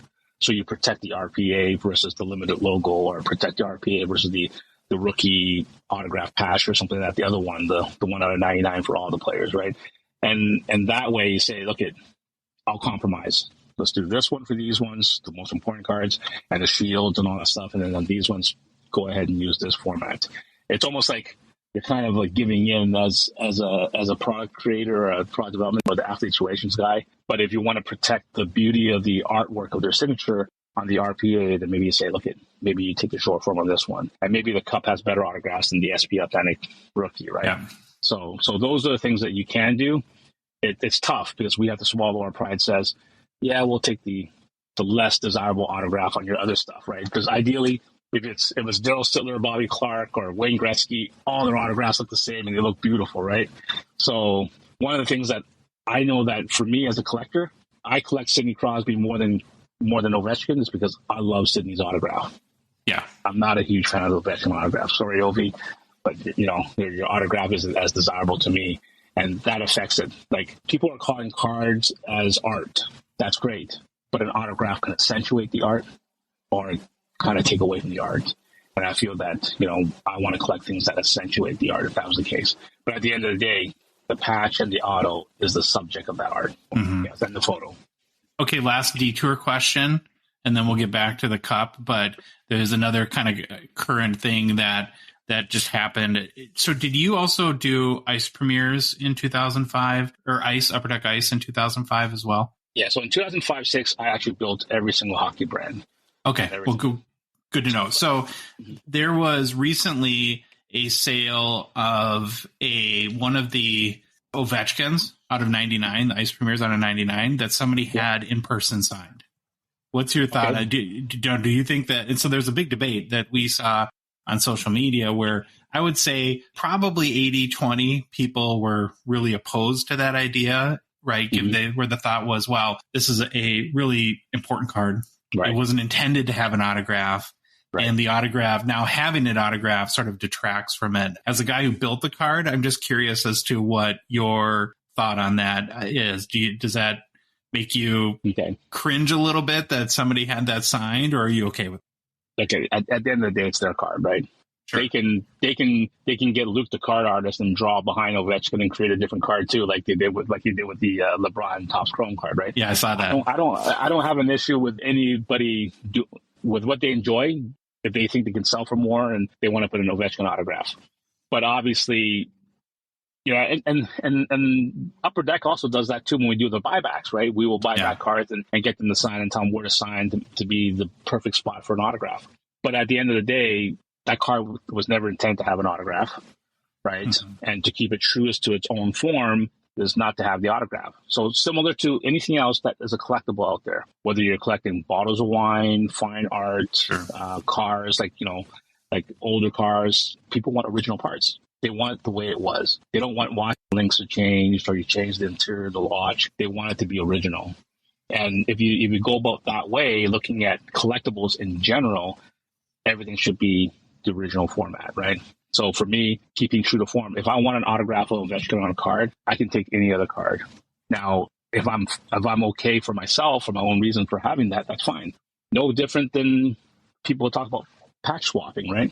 Yeah. And if I decided it's my card and I'm not selling it as the original patch and I want to change out the patch and I say, hey, I swapped it out for a better patch and it was completely clean about it and transparent about it, I'm okay with that then if that's the case. Mm-hmm. But it's not the card that you pull out of a pack. There's no more of that, right? So if the Ovechkin was a buyback, different story. There's definitely a premium when it comes to, so for example, the 89 Griffey was a card that a lot of people get autographed and they get a PSA or Beckett grade, certified auto on top of that card. In 1999, the 10-year anniversary of Upper Deck came out with the same box that they came out in 89 and 99, and they actually inserted 100 buyback autographed Griffeys of that same card. So for me to collect, I want that card. I don't want the card that was autographed in person by someone else. I want the one that's certified by Upper Deck, and I want the one that was actually reissued in packs. I actually own one of the Sidney Crosby buybacks from 09-10 from the Young Guns. There's only 10 of them. I own one of those cards, and I love that card versus me going to get it signed because that was issued in the pack. No, that makes sense. Okay, so digression over. All right, we're back. Hopefully you guys enjoyed part one of our conversation with Karvin Cheung. Well, he's a wealth of knowledge, huh, Troy? Yeah, it is amazing how much knowledge is in his head. And I wonder how much we tapped. I think we got a good chunk of it, but I wonder what else is up there. I guess part two will show us that. Think of the stories that guy has. He was known Kobe Bryant and has met Michael Jordan and Sidney Crosby and Alex Ovechkin and Gretzky and all these guys. And I'm sure he would never tell us all the stories, but what a life, huh? To be able to say that you created the cup or Exquisite Collection when you worked it up, and then Immaculate, I guess, when you went to Panini. is pretty amazing. So we'll look forward to part 2 of our conversation on our next show on Monday. Before we move on, Troy, I want to make a quick mention for Stand Up Displays. Reminder to check out them at standupdisplays.co. Stand Up is a Gong Show partner and sponsor, of course. Thank them for helping us to produce our show. When you're on their website, go ahead and look at their player-inspired city and jersey stands. They make it awesome way to display your favorite cards, whether at home or in the office. They also have some custom stand options, like with their direct print product, where you can get a stand made that has your brand or logo or just like some cool design. You want it to show off your collection or build up your following, increase your profile on your social media channels, or build your brand on eBay. Best news is if you use the promo code GONGSHOW, you can save 10% off your next order at standupdisplays.co. Okay, Troy, we're going to roll into hobby news. All right, let's do it. A little bit of an injury update. I actually didn't check today. I was meaning to, but as of yesterday, I saw that the Toronto placed Ryan O'Reilly on long-term IR. Oh, no. That stinks right after he gets traded. Well, yeah, that's about. Well, he will miss 24 days and 10 games. I think you have to miss one or the other when you're on long-term IR. He had a broken finger for getting hit with the Austin Matthews slap shot. That would hurt. He is expected, though, to be back for the playoffs, so don't worry. There'll be plenty of Ryan O'Reilly cards that Upper Deck will be producing for next year. Well, at least one in every box. I saw this in I think it was The Athletic. Yeah. And thinking about our Gong Show rules, Troy, there's a kid that I just want to get on everyone's radar a little bit because there was a write-up on him. No, it was on NHL.com, actually. So his name is, I'm going to pronounce it bad. It's Zane Pareka. Yeah, just spell it. Just spell the last name. Parekh. So he's a young kid. He's a rookie defenseman for Saginaw in the OHL. And he just set the OHL record for most goals by a 16-year-old defenseman in a single season. Okay. So from a hobby perspective, right, going back to the Gong Show rules that you can find at hockeycardsgongshow.com. If you're going to invest in a defenseman, you want to invest in a goal-scoring one. And so when you see an article that talks about a kid who sets a goal-scoring record, that piques our interest a little bit. He got off to a slow start to his first year in the OHL. He only had 2 assists in the first 9 games. I think probably just adjusting to the new league and faster pace of play. But since then, Troy's been on fire with 20 goals, 13 assists for 33 points in 46 games total. So that would give him 31 points in 35 games. Not bad as a young 16-year-old defenseman. Now, will a kid like this pan out? Who knows? He's got a long way to go. Yeah. Before, if maybe ever playing in the NHL. But again, this is the type of kid that we should all have on our list to keep an eye on and see over the next really 2.5, probably 3 years, how his career progresses. If he can keep scoring at that level of clip and, be for a defenseman, a 0.5 goals per game sort of player, that's pretty darn impressive. So just wanted to give him a little shout out on our show. And if anyone has any long-term prospect lists that you keep track of, Zane Parekh, Parekh, might be a good one to put on. When I was on NHL.com too, Troy, I noticed that they had an updated article with their Calder favorites where I think they polled their entire writing staff and something like a bunch, like more than 50 writers. So they have Beniers, Logan Thompson, and Powers as their top 3. Beniers is the favorite, which is not a huge surprise. He's got 19 goals, 45 points on the season. He may have had 2 assists last night, so maybe up to 47. The next was Logan Thompson, who was my pick, of course, but he played well at the start of the season. He's been injured now and missed the last 10 games, so that I think that's going to hurt his chances a lot unless he can come back and play real well. They've still got Aiden Hill. They just traded for Jonathan Quick, so little bit of a logjam there at the goalie position there too. And then they have Owen Power as their third pick, who they say hasn't had really big offensive numbers with 4 goals and 19 assists for 23 points so far in the season, but has played very, very well defensively. So that means that if Logan Thompson's hurt and not playing and Owen Power isn't producing points, pretty good chance that our Calder Trophy winner is going to be Matty Beniers. Not a big surprise, huh, Troy? No, I would almost say it's a 90% lock right now. It's Beniers. Yeah. That does not mean that he's the best rookie, though. And we've said this before. Because that would be, of course, Andrea Kuzmenko from the Vancouver Canucks, who has 29 goals, 27 assists for 56 points in 62 games played. Problem is, he's not eligible for the Calder because he's 27. That's pretty old for a rookie. He's a guy, if you don't remember, that played in the KHL for a long time and then signed a free agent contract this past summer with the Vancouver Canucks. But again, 29 goals, 27 assists. Compare that to Beniers' 19 goals, 26 assists. he's kind of miles ahead, at least from especially from goals perspective. It was a big day today, Troy, for new product releases. Huge day. I can't think of a day where 2 big products came out like today. And I actually have a little bit of a theory too. I'm not sure that Upper Deck thought that SP Signature. They got to change the name of this product. It's too hard to say. SP Signature Edition Legends was going to be maybe as popular out of the gate, and they just maybe thought that they would kind of pair it with Allure, maybe. But man, there's been a lot of people that are really excited about Legends Signature Edition. I know you are, and didn't you say that yours came today, the day you? Yep, mine are, and I actually looked at our house camera, and they were sitting on the front porch, so I had to send a hasty text message to have someone in my house grab them, please, and not let them sit out in the snow and cold. Well, while you're gallivanting across the country, I went and I bought some boxes. So I've actually opened both Allure and SP Signature Edition Legends. Good Lord, that's hard to say. And have some, I guess, instant reactions on both. We'll start with Allure. Went to our local LCS, paid $130 for a hobby box. I think is about what people are paying. Hopefully I didn't overpay too much for that. Didn't really check. Opened it. I kind of always like to start with the base card design as well. That's what you get most of the cards. And I really like this year's design. It reminds me actually a lot. I know I make this analogy a lot and people always think I'm nuts, but it reminds me of Prism a lot. Yeah, people poo-poo you on this analogy. I know, but it's got the dimples. Yeah. On the sides. That's very Prism-like. Yeah, they always say that Platinum, OPG Platinum is more correlative to Prism, but I don't know. I just think Allure is. So I actually really enjoy the base card design. Much improved, I think, from last year. Very shiny, glossy, like you would expect from Allure. Really like the look of the parallels, Troy. So in our box got a black rainbow, the red rainbow, like really pop. And they put like sparkly stuff in it. It's almost got like the dimples with like that rainbow foil. Now, when you say sparkly, are you saying some kid just threw some glitter on there and it looks really shiny now, or is it? No, a fairy came and threw glitter on him. This is a fairy in the pack. Yes, I'm pretty sure that's how that works. I also got an orange sliced die cut, and the die cuts are really cool this year. Remember last year they were kind of like almost like X's, like they were indented on the side and on the top. Yeah, they were weird.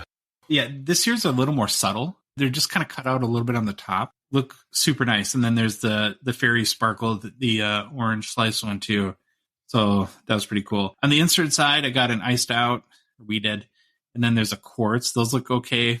Both are base. I was most excited coming into Allure, Troy, about the color connected parallels. And those did not disappoint at all. So there's it's a little confusing because there are like rainbow parallels that have sort of all the colors, and then there's color connected. I think the most common is red orange. So one half is red and then it bleeds to orange, and then you can essentially put all the cards side by side. We did get, I believe, the most rare one, or one of them, which is a blue purple numbered out of 199. So that was pretty cool. Yeah, some of the inserts are okay. You got to have a lot of different inserts and have pack. It's a one, there are multiple hits in each pack. So I guess that's kind of nice about Allure. The cards were a little sticky when I was videotaping for our pack open videos. Had a little problems sometimes getting the base cards to separate. The weirdest thing, Troy, is we got a rookie pink leopard parallel. I didn't even look up how rare it is. Not sure. There's no pink anywhere. It does have leopard print, but on blue. So I don't know if this is an error or if it's a pink leopard parallel that's blue. I was thoroughly confused by that one. I was always, it's weird that there's the thing called a leopard parallel, but whatever. Can we officially make Upper Deck change those one parallels to fairy dust parallels? Because I think that's way better. Dust. Can you still see my camera? I can't. Oh, okay. Miles going to show you the pink leopard. Yeah, I would love to see it. But I think our connections, who knows what the show will sound like. Fort Myers hotel Wi-Fi is not serving me very well right now. You've had the same look on your face for the past half hour because your screen's been frozen. So it's like you're about to ask a question. So you're perpetually about to ask a question here. All in all, I'm pretty impressed. So I think Allure has taken a definitive step forward this year. And really, what more can you ask? I mean, I don't think it's going to be the next SP Authentic or anything like that. But I liked it. I liked it a lot better than last year. So here's something I thought of today that I want to run by you. We'll call this an on-air production meeting, Troy. We'll, of course, do our value ratings like we've been doing on new releases. We typically wait a couple weeks to see how sales volume shakes out and what the secondary market values and pricing looks like. But I think instead of just doing kind of an investor-based value rating, we should do a collector rating and an investor rating. You like that idea? Yeah, that could work. I'm just going to default. Like, I'm defaulting to collector rating 10 on everything and investor flipping rating to 0. Yeah. We know that, Troy. We know. Next new release that came out today, of course, and I have it written down so I won't fumble the name again. The SP Legends Signature Edition is out. This is a $200 hobby box. So we're sitting on the plane again, Troy. I'm ripping SP Signature Edition. Shows you for going somewhere nice, leaving me here. I think that you are way more excited about this product than I am. So it's kind of funny that yours is sitting in a box at home, and I've already got the chance to open it. Yeah, I bought 3. I got 3 personal boxes sitting at home. My daughter tried to open them. She's like, "Can I open these?" I'm like, "No."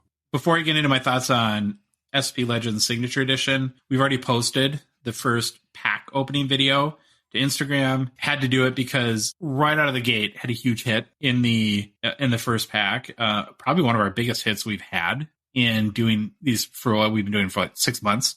These shows you how lucky we are opening boxes. So that's up. Go check it out on Instagram. It's a nice dual auto that we're pretty excited about. Okay, so on to my reactions on the set. First of all, I'll get to the pack. The packs weren't, and I don't know if this is just in my box, but they weren't exactly sealed the best. So they were on the top of the pack. They were kind of already opened.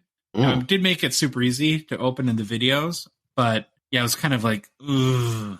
You'd hate like moisture to get in there or something like that, but cards were fine. So no big deal. Huge fan of the base card design. Very kind of really got the SP Authentic vibe, Troy. Very minimalist, white with a lot of like silver foiling, kind of a clean design. Oh, there you are. Can you see me again now? No, I still can't see you. Oh, I can see you. But really, really cool base card designs. The other thing that I'll say too about the base cards is, and what's kind of fun about opening these boxes is these are not the same old players that we've been seeing 800,000 times over the past few years. So we open up packs now that are the modern or current players, and it's like, yeah, Liam Foudy, Pavel Buchnevich, right? We just like whip through. I spent a long time just looking through the base cards at all the kind of players and guys like Reggie Leach and Daniel Sedin. Got a heater here, Danny Heatley, Troy. Nice. Dave Andrechuk, just kind of Jan Courier. Lots of cool guys. So it's a fun product to look at, the base cards as well. There's 5 cards in every pack. It's kind of get 4 base cards and 1 hit. It's really an auto-driven product, as we know. So it's kind of weird to get that big auto right in the first pack. Lots of inserts, too, in this product, which is kind of cool. And different inserts. Like, you know how like in SP Authentic, the inserts are more parallels? Right? There's some like a little hint of like pink in back or something like that, and they call that a packet. This has a lot of different types of inserts.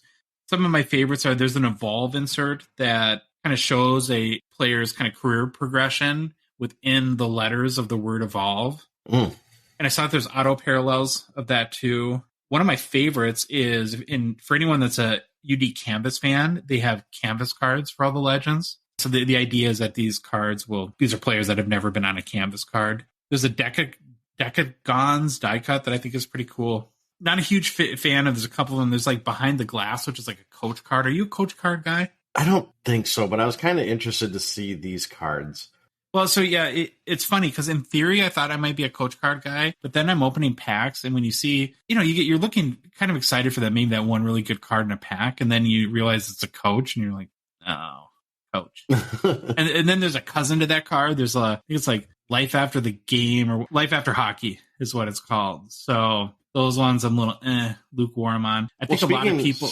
I was going to say, speaking of the coaching cards, didn't Billy say this is the first Gretzky Coyote card? I think I'm sure that one people go nuts over. Yeah. Sorry. I'm assuming the biggest chases are going to be the multiple player auto cards, or there's Future Watch autos, I think on a 99 for a lot of vets. Those would be big chases too. There are Easter eggs. We got a Future Watch acetate that I can't find on the checklist. There is one card I don't like. I really wish you could see me right now. It was in the bottom of the box in 3 packs in a row. It's kind of a gold foil parallel that looks nice, but it's got a gold foil facsimile auto on it.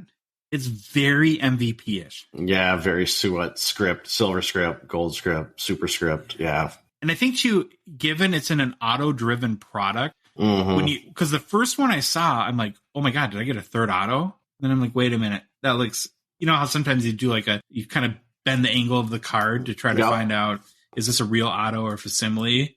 It just feels weird. I'm not a big fan of that one. But overall, again, super, super fun, Rep. You're going to have a ton of fun opening your boxes. And I know there's lots of interest because we've heard people on the Discord that are posting, our Gongshow Discord, that are posting hits, and people there said that they were going to go out and buy boxes tonight. And so I think there's a lot of interest over this, and I would be shocked if this doesn't come back next year. Okay, so now we have a big day where we have Allure and SP, blanking on the name, SP Signature Edition Legend that has come out. So, of course, I'm already on to what's next, right? I want to know what's coming next. And so I did a little research today, Troy, and there's really 3 candidates. All 3 have a March 22nd holding date. As we've talked a lot about, if you go to any of the online retailers, they'll have quote unquote release dates there. Those are really holding dates. Can't count on them until really the checklist comes out. Then I think they become much more significant. So all 3 of these candidates, Troy, do not have checklists out, but I want to kind of go through them quickly and then get your input as to not who knows what's going to come next. We're not breakers or distributors, or we don't have a shop, so we're not super in tuned as to, care really to know too far in advance what's coming. But I would like your perspective, if you're game, as to what you think would make most sense to come next. They're all 3 pretty big sets. So right now with March 22nd holding dates, we have 2021-22 SP Authentic. So that's going to have our Cole Caulfield, Trevor Zegras, Swayman, Raymond Sider, Future Watch autos. Big set.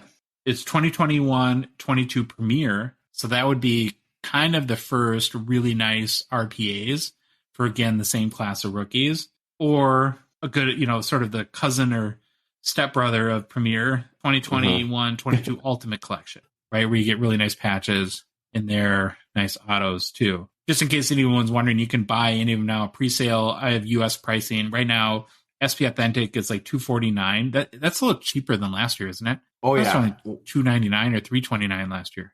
Yeah, and I remember that. I think $249 is actually what I got my box for right on release when I was down in Iowa at a local card shop. I'm sure they didn't. Oh, I remember that. Yeah, and I got that sweet deal.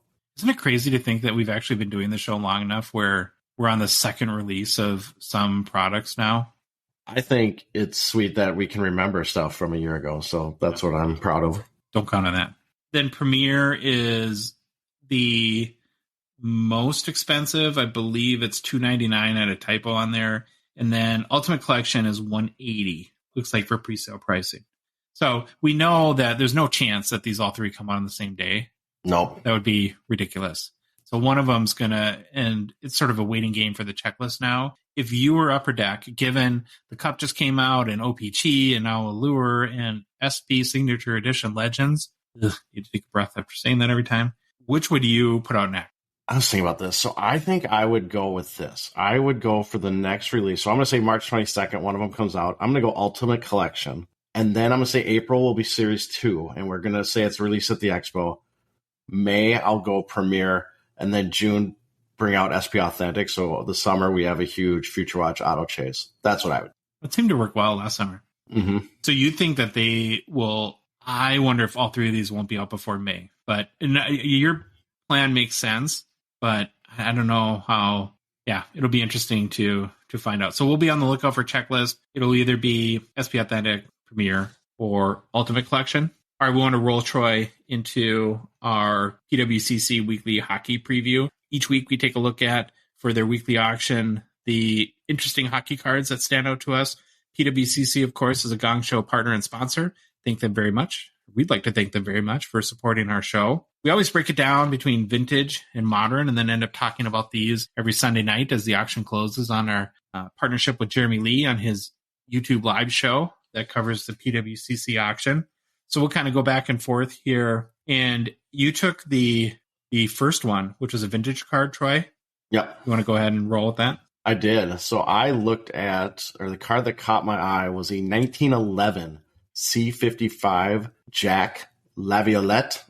Card number is 45. It's a PSA 2, which is good condition. So I know I've said this before. You've said it. I think I'm totally in. I'm a sucker for old cards now. It's just my new thing. I love it.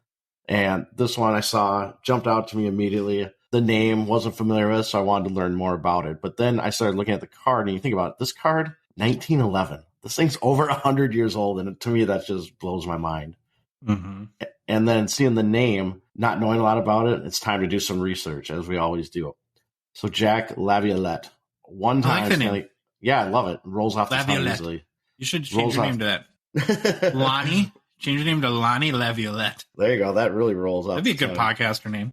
All right. Sorry. Jack Laviolette. One-time Stanley Cup champion in the 1915-16 season with the Montreal Canadiens. Played 9 seasons with the Canadiens. Played defense and wing, but primarily defense. Played 138 games with the Canadiens, 47 goals, 18 assists for 65 points. However, he is one of the first, and this is, I think, the second time we've seen this word, one of the first francophone players in the NHL. And I feel like that's an instrument.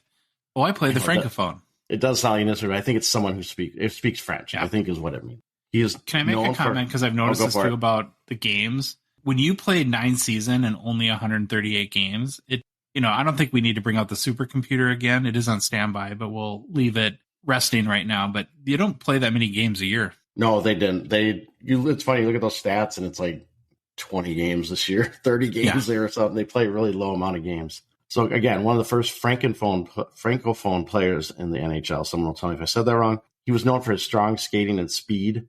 Part of the group, known as the Flying Frenchman, playing career was ended due to a car accident where he lost his right foot. I think that's the first amputee we've had to end his career. That kind of stinks. All right, hard to get over that injury. Yeah, that's a tough one. Okay, so here's the deal with Laviolette. Obviously, he was a good player, great player, speed, all that stuff.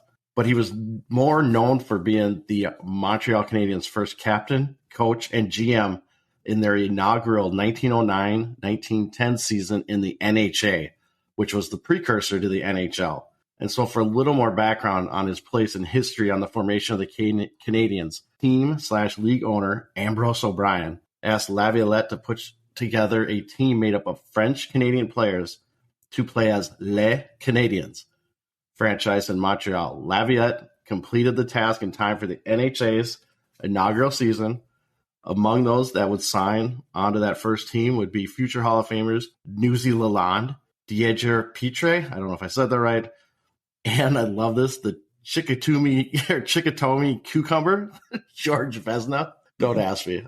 The team he built would go on to be one of the most successful franchises in professional hockey and probably one of the most successful franchises in all of sports. So obviously fantastic history, this guy.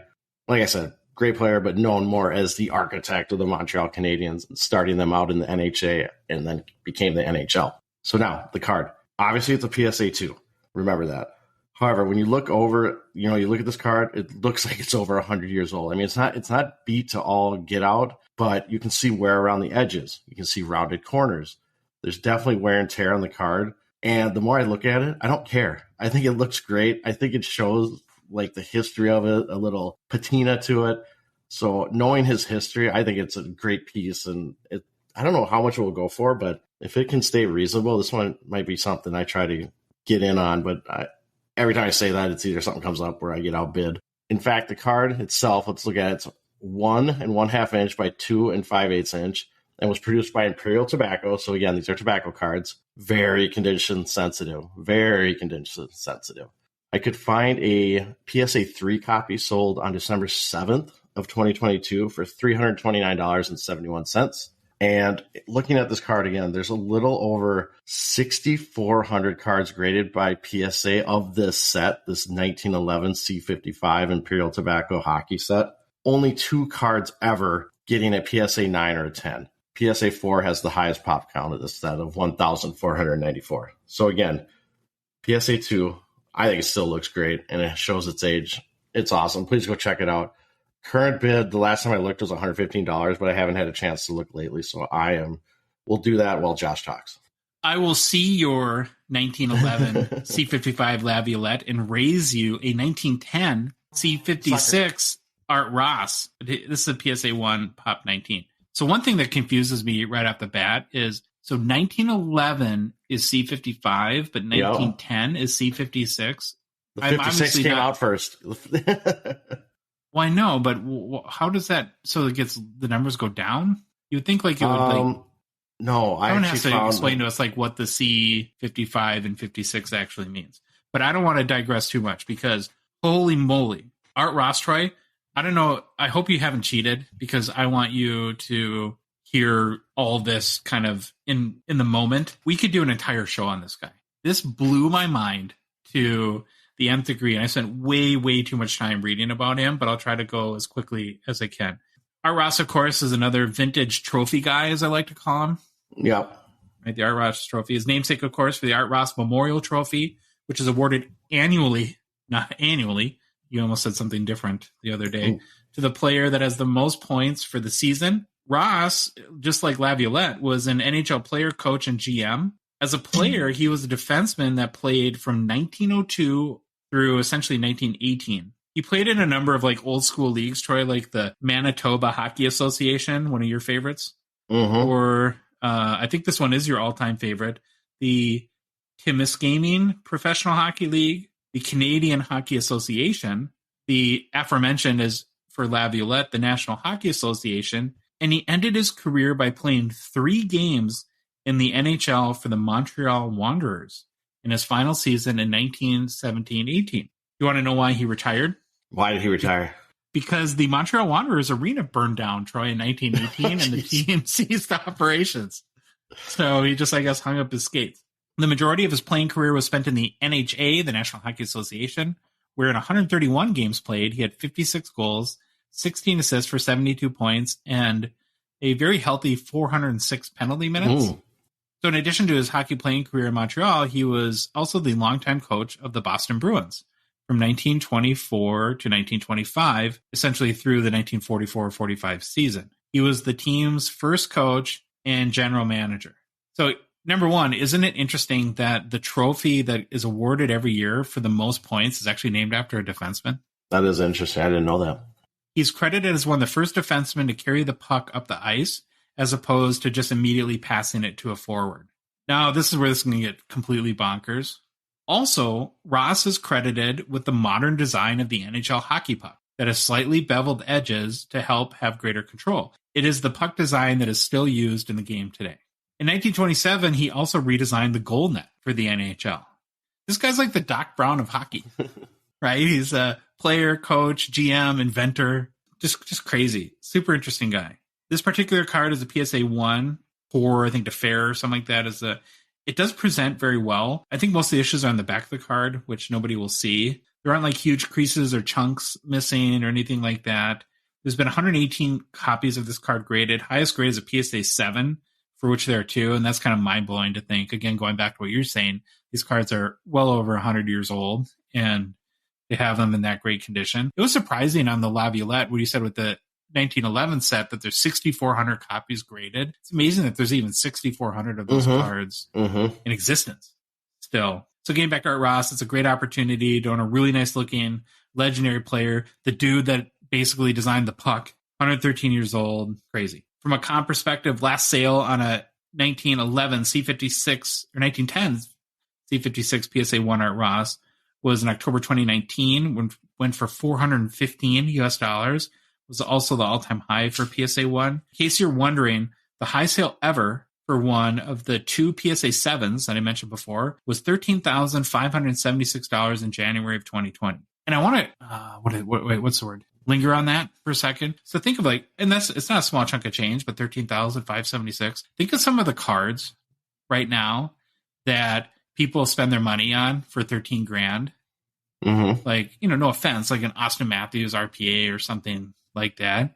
Wouldn't you think that a really great idea if you could get a 1910 Art Ross rookie PSA 7 for 13 grand? The guy that was the first ever coach and general manager of the Boston Bruins, the guy that is in the Hall of Fame, the guy that basically invented the puck, the modern puck, that redesigned the goal net for the NHL. It just seems crazy cheap for some of these vintage guys. Are you on the PWCC site, or are you still on your mini hotel computer? Any idea what the current bid is? Yeah, I can give you an update. $1,150. That's a big time record since the last one. That's going to be a big time record. And then I just want to make sure I put this in there. The Laviolette is at $155 right now. So how do we take credit for the Art Ross record if the bid is technically before the show came out. Maybe we'll have to think on that. Yeah, maybe we take credit for the bid just because we're trying to pump it up. I don't know. All right, let's switch over to the modern side real quick and take a look at a couple of cards. There's a couple that I found this week. You're becoming a total vintage snob and disinterested in anything modern. But do you see my note in the show notes? I'm just like, no, I don't like any of the any of the modern cards. And there are some really nice ones though. So I'm going to go ahead and talk about them, Troy, and you can just sit there with a sour look on your face, I guess. There's a 2050.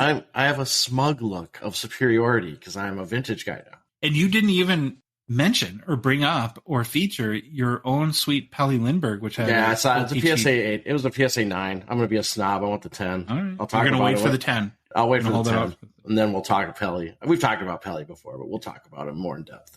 On the modern side, there's a 2015 Fleer Showcase medal. Connor McDavid, you ever heard of him? Is he good? Is he good hockey? He is pretty good. There's a rookie red PMG. These are on a 150, the BGS 9.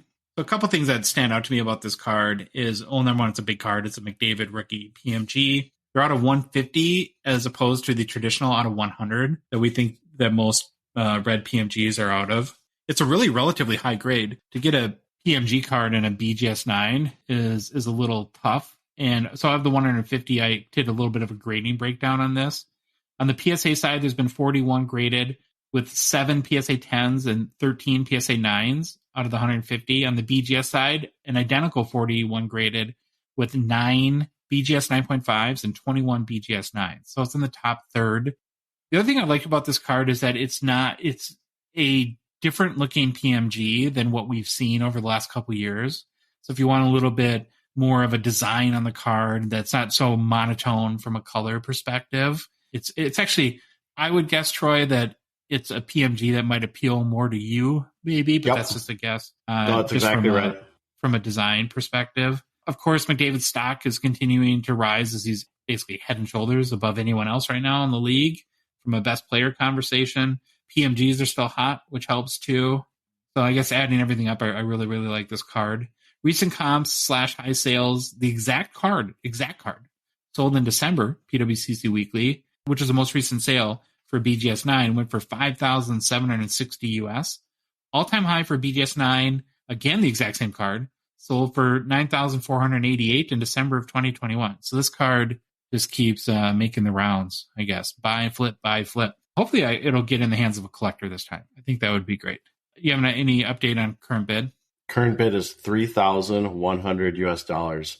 And you want to know how crappy the internet I'm on right now is? The images are still loading. I brought them up when you started talking about it, and the images are so high res that they're still loading. But yes, it's at $3,100.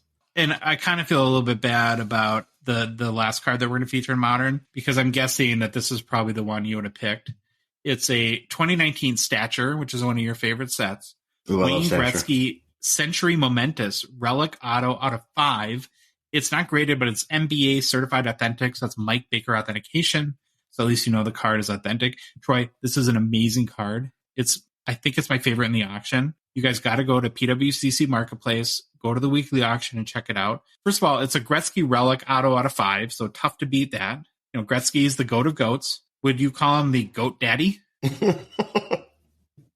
No? I'm going to let the crickets play on that one.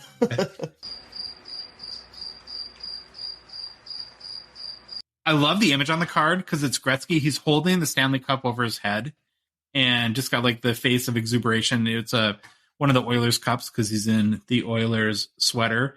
The auto is awesome. There's a teeny tiny issue. It doesn't bother me, but the bottom of the Y in Gretzky extends a little bit onto the bottom border of the card. It doesn't go off the card, just onto the border.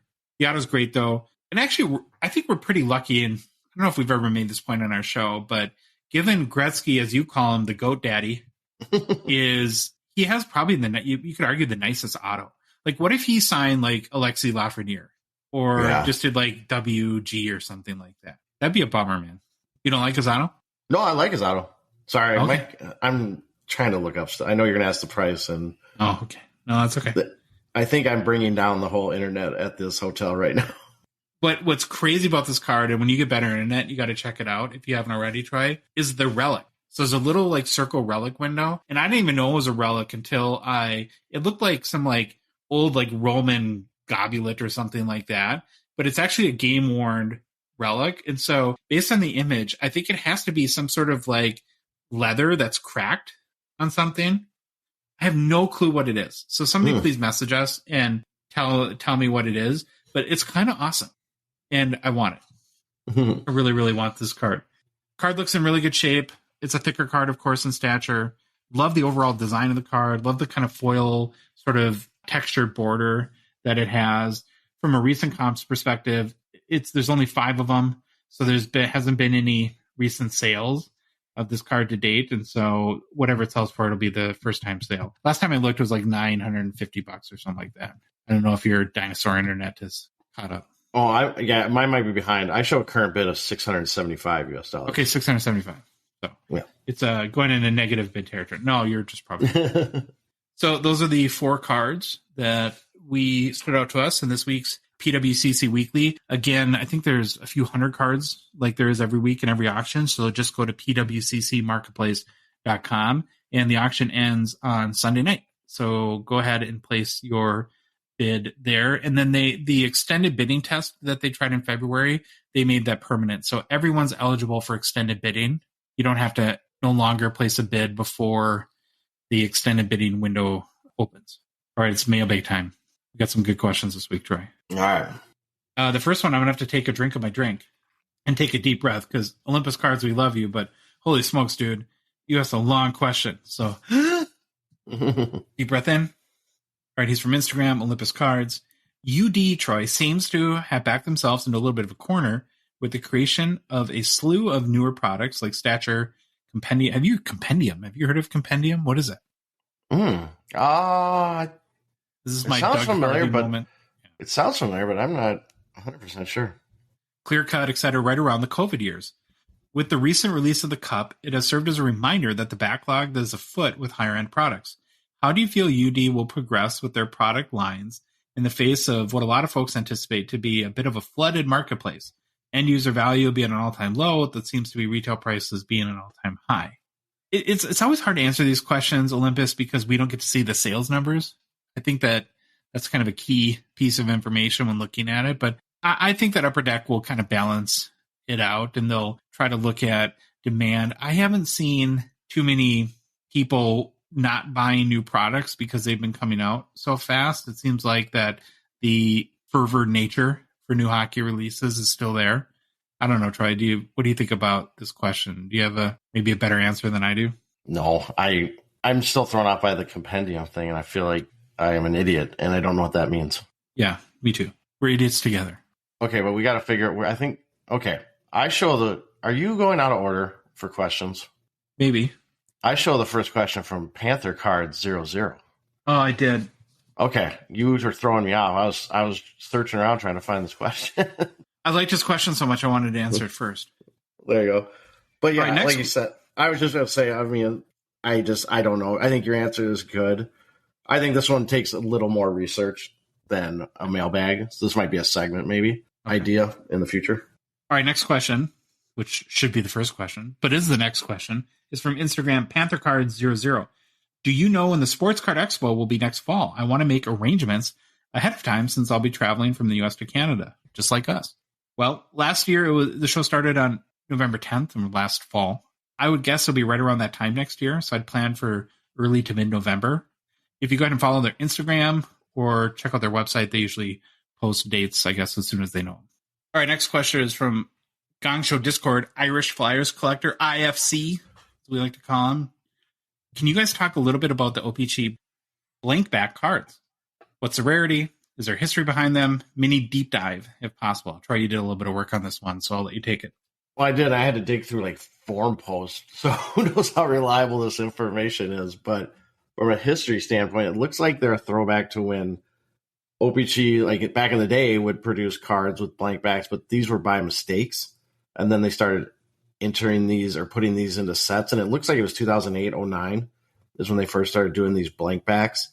And from everything I read and people that were putting stuff out there, it seems like they're super, super short prints. I don't know what the number is. I just guessed under 25, but that's all I could really find digging through a bunch of forum posts. Well, we know the red parallels are 101 because it's a 101 on them. I think in general, IFC, this is part of what makes OPG so much fun for me, is there's just a glut of Easter eggs. It's a set that you have to be really, really careful opening hobby boxes, particularly because there's so many cards that you can miss. A lot of photo variation, short prints, the blank backs. You got to check the back of every retro, every parallel, essentially, especially the red ones, because those are their 101s. But yeah, I just love OPG. Okay, Gongshow Discord, stay-at-home Thad. Does the overall lack of quality from last year's Series 1 release cause grading companies to be more lenient? It's an interesting theory, Thad. I don't know how you would know this, though, right? Because and I think the smoking gun, if there was one, would be Series 1 of last year, and the gem rate's already super low. So I think what Thad is saying, Troy, is that actually the gem rates, should they be lower, but is PSA giving more 10s than they normally would because they know that the quality is so bad? I just think PSA processes so many cards that it would be impossible to have a different standard for Series 1 2021. And I mean, let's be honest, too, about hockey. They probably don't know much about hockey anyways, I'm guessing. So, yeah, I don't know. I just don't think so. What do you think, Troy? I mean, I hope not. That would go a lot against their credibility if it did. So I'm guessing I hope not. I hope they don't do that. But it is an interesting theory. I get where he's coming from. But again, this is the whole subjectivity of grading and why I get mad about it. Next question is from Instagram, Artlight Mike. With Upper Deck finally releasing delayed products, do you think the market might become a little flooded with products as they finally catch up to 2022-23? Somewhat related to the Olympus cards question, they are really shotgunning products right now, which I think they have to do, Troy, in order to get caught up. So, I mean, think about it. In the last month and a half or so, we've had Artifact, Synergy, the Cup, OPG, now Allure, and SB Signature Edition Legends, all in a very short time frame. The thing that I've been curious about is, I'll call it like collector burnout. Like, how much money do people have? Right? Are people going to have to start being a little more picky and choosy between what they buy and what they don't? And actually, we talked to new product releases. What's likely next would be either SP Authentic or Premier or Ultimate Collection. Those are pretty big sets, right? Yep. So if one of those doesn't sell well, maybe Upper Deck, that would be a clue to them. And maybe that is a reason, Troy, not to do SPA right now, right? To let people kind of war chest again a little bit. But I don't know. The other part of me thinks that people find money for hockey cards no matter what. So, yeah. But that's the one thing I'd be curious about is collector burnout. Do you have any thoughts on that? I was just saying, it definitely feels flooded. But again, I'd rather have it like this now because they have to do this or we're going to all be complaining. Why can't they release products? They're too slow. We're going to be 2 years behind forever on everything. But I am actually okay with it, even though, yes, it does feel a little flooded, but they have to do it. So I'm all for it. Next question from Instagram, Steven Redmond. Fanatics announced they were removing several sets from their yearly lineup. Which sets would you guys get rid of if you had to? So again, I'll start, Steven, by saying this one's really, really tough without seeing the sales data because there may be sets that I just don't like that make Upper Deck tons of money, and that would change the conversation or the answer dramatically if you had insight there. So I guess the only way I can answer this is basically sets I like versus I don't like and heavily rely on my own personal bias. One, I think, interesting idea I have that I am curious to get your feedback if you think it would be smart or not, Troy, is what about the idea of getting rid of MVP and replacing it with OPG? I'm all for it. I wish OPG Hobby was the true value or entry point because it's awesome. And MVP just doesn't do it for me. I know it's got a place probably right now, but I would love it if OPG paper was the entry value perspective or product.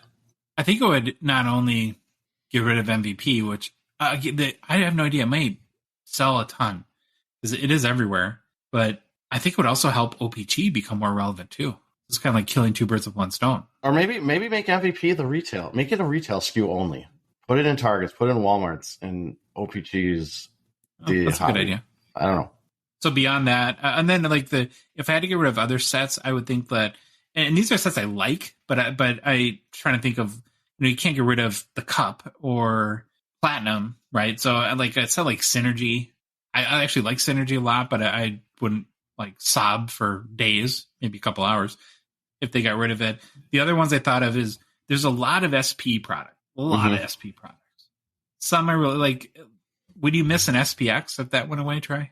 I can't remember. I know that you said SP, and I'm like, okay, so now we got Legendary Signatures SP. We got regular SPA. XP. We got SPA. We got SP Game Used. SPX? SP whatever, one that might be around that we don't know. We're too dumb to remember. Yeah. So that would be my answer. I don't any other sets that you would, if you had to get rid of sets, that would come top of mind for you?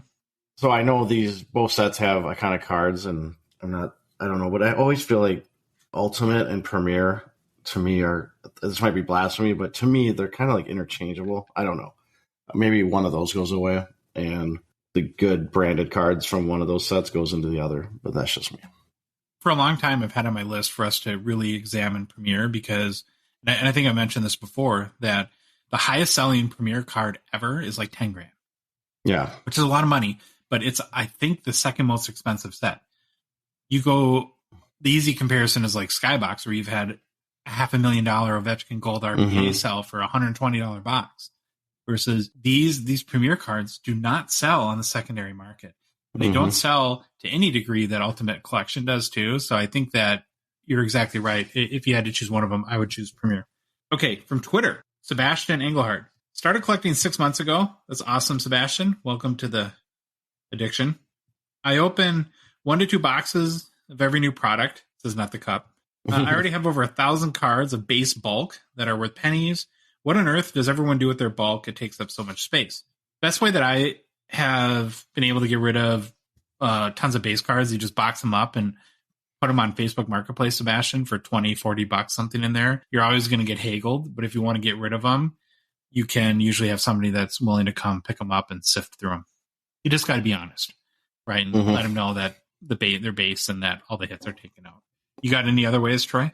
I mean, that's one of the things I thought of. It's the Facebook Marketplace angle. You can also try to do trades via Facebook. I don't know if you probably don't want to trade base for base because then you just did a net negative, or there was no gain, right? It's evens itself out. I've seen people sell them on eBay in lots, maybe like player lots or team lots. And I also always love the Halloween idea. Package up into team bags. Whatever you want to do, player or teams, and give them out to kids. You could also hit up Irish Flyer Collector on Instagram. Oh, yeah, IFC. He does trades. He's a big Flyers fan, to be obvious in the name. So if you have your Philadelphia Flyers base cards, he'll trade you. Okay, next question. This guy's becoming my favorite question, guys. This question has pretty much made my life today. From Big Shot Jr., which is Jay. Again, I still don't get that, but okay, we'll roll with it. He says, Troy, now you got to pay attention here because you're the music director for our show. The outro music from the podcast, is that from a funeral procession? I'm always sad when the show is over. It could be because of the music, or maybe you guys should do 3 pods per week. Lots to unpack here. So as the music director, you need a minute to collect yourself before we dig into this? Or oh, no, feelings hurt? Feelings are not hurt. I remember picking the song. I remember going through trying to figure out what is podcast music, what's good, what's not copyrighted, what's no royalty. Yeah. And this is kind of the one we landed on. Or I basically said, hey, this one sounds good. You're like, okay. Yeah, I'll always defend you, Troy. I got your back. So secondly, he mentioned the idea of doing 3 pods a week. So I have a multiple choice question for you. You ready? Yeah. If we made the decision to go to 3 shows a week, which one of us jumps off a tall building first? Oh, boy. Would it be A, Josh, B, Troy, or C, we hold hands and jump off at the same time? Oh, we probably hold hands and jump off at the same time. Now, I'm saying that we love the show, but holy crap, is doing 2 episodes a week a lot of work. I don't even think it would be possible for us to do 3. Finally, Jay, stay tuned. Listen to the end of the show. Got something, a little bit something planned for you today. So that's all I'll say there. All right, JB Hockey Cards from Instagram. What is the one card that you sold for cheap before realizing the player would be a stud, like i.e. Tage Thompson before the season? You got a card, Troy, that you can think of? Not off the top of my head. I mean, I'm sure there's some, but I'm a pretty good collector, so I actually do keep a lot. I'll sell some stuff like Sidney Crosby's that I get, but nothing huge. They're nothing big time. You're Crosby hater? Or what? No, and I use him sometimes to get money because I know they sell pretty well. Yeah, there you go. But no, I don't have because I mean you've seen I got boxes and boxes. I keep most of my stuff. I do put some stuff out there, but nothing big time and nothing that I remember of a player. I was like, oh, let's get rid of this guy, and then he blows up. I'm going to say Timmy Stutzla sold a bunch of his young guns before he popped off. We'll talk about him in a minute as part of another question. Instagram flips cards. Following the Gongshow rules, which you can find at hockeycardsgongshow.com, who are Ottawa's number 1 and number 2 players that the hobby will support, and who are the ones that will be left in the dust? So for me, going back to Tim Stutzla, he is the number 1 by a bullet. Flips cards. He is 20 years old. Should end his 3rd season in the upper 30s in goals, like probably 37, 38, 39. His goals have increased all 3 years in the league, which is a good formula for success. Is that a guarantee of anything? No. But it's a kind of pedigree that we're looking for. It's a kind of career ramp up we're looking for. He's 20. He's already more than a point per game guy. He's a goal scorer. And here's a fun little context. We'll kind of poke fun at a familiar guy here, Troy. But the last Alexei Lafreniere Young Gun PSA 10 from 2020 sold for $162 US. PSA 10, right? Yeah, PSA 10. Did I say PSA 20? No, it's a new grade. 2020 Young Gun PSA 10. Laffy is doing a little bit better this year. He's got 13 goals and is about a half a point per guy. So I think it was like 0.3 last year. So 162 US. The last Stutzla Young Gun PSA 10 sale was 174 US. Only $12 more. Stutzla's younger than Laffy. Right, Laffy's 21, Stutzla's 20. He has 31 goals as opposed to 13, and he's a 1.12 point per game guy. Like, this hobby is sleeping on this guy. Well, yeah. So I think it says that Lafreniere continues to be overrated, and to some degree the hobby is sleeping on Stutzla. Maybe it's probably has a lot to do with the team and the visibility of Ottawa. Beyond Stutzla, it gets tougher. I'd probably go Shane Pinto as the number 2. He's still pretty young at 22 years old. He's only scored 16 goals this season in 63 games played, but it is really his first full NHL season. And if you look back at his junior career and his time in the AHL, he was typically better than a 0.5 goals per game scorer. So you could reasonably assume that he has a good chance to get there. Do you have any idea on or any other input on Ottawa people to get behind? No, I am not in Ottawa. I do not know anything about Ottawa besides those 2 guys. All right. Next question from Instagram, Tage Thompson cards. Do you see the Tage Thompson market? Where do you see the Tage Thompson market in 1, 3, and 5 years from now? So I'm guessing by your Instagram account and your question, you're a Tage Thompson fan. Probably a safe bet, huh? You're in Tage Thompson cards. Is your Instagram, Troy?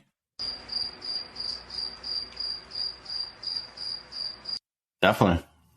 I think for me, actually, this made me think a lot about Thompson. And if I'm looking to invest in him, to me, next year, I'm hedging a little bit towards next year, and I want to see if he can essentially follow up this season with another really good one. He did score 38 goals last year, which was a big step forward from where he's been in the past. He's also pacing for over 50 this year, which puts you in pretty rare territory from a goal scoring perspective. The big issue is the 4 or 5 years before last year, he was like a 0.15 goals per game guy, which is not good. So what I think you could potentially be fearful of is some sort of regression in his game. It's hard to imagine that, though. Like, if you watch him play, he's a giant and he's powerful. And, so I would, aside from injury, I'm a little more optimistic that he'll kind of keep rolling with this. But if he scores, like, let's say 45 goals or more next year, he'll pretty firmly be in that elite category. So if you want to bet a little bit right now and assume that that's going to happen, then it might be a good time to get in if you're really confident that he won't regress. He also seems to have the it factor. People just like him, right? And people talk about him a lot. And it goes back to the whole Pasternak thing. I don't want to go into that whole deal again, but he just seems more on the radar of people than like a Stamkos or something like that. If you had to predict the future of Tage Thompson, are you optimistic or pessimistic? I'm very optimistic. It's like he found another gear, and I hope it continues. But it's also, when I look at him, and it's like youth hockey, it's like he hit puberty or something. Something happened between last year and this year, and he's just going to – I hope he keeps riding it. Obviously, I'm a Tage Thompson fan. I hope he continues going. I don't see any reason why he shouldn't. But yeah, you make really good points about kind of maybe hedging your bets a little and watching how he starts next year.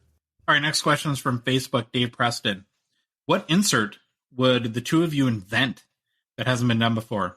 But this kind of subject goes back to our first couple of shows, right? One of the first things we kind of popped off on here. I would create an insert for SP Authentic, and maybe that's also in one or two other products, or two or three other products maybe. So call it like a cross-product insert, not serial numbered, but known to be SP, so tough to get, right? It can't be in every box, like a case hit type thing. I try to keep the checklist relatively small, try to get it to like top tier, second tier players. So sorry, Noel O'Reilly on the checklist there as an example.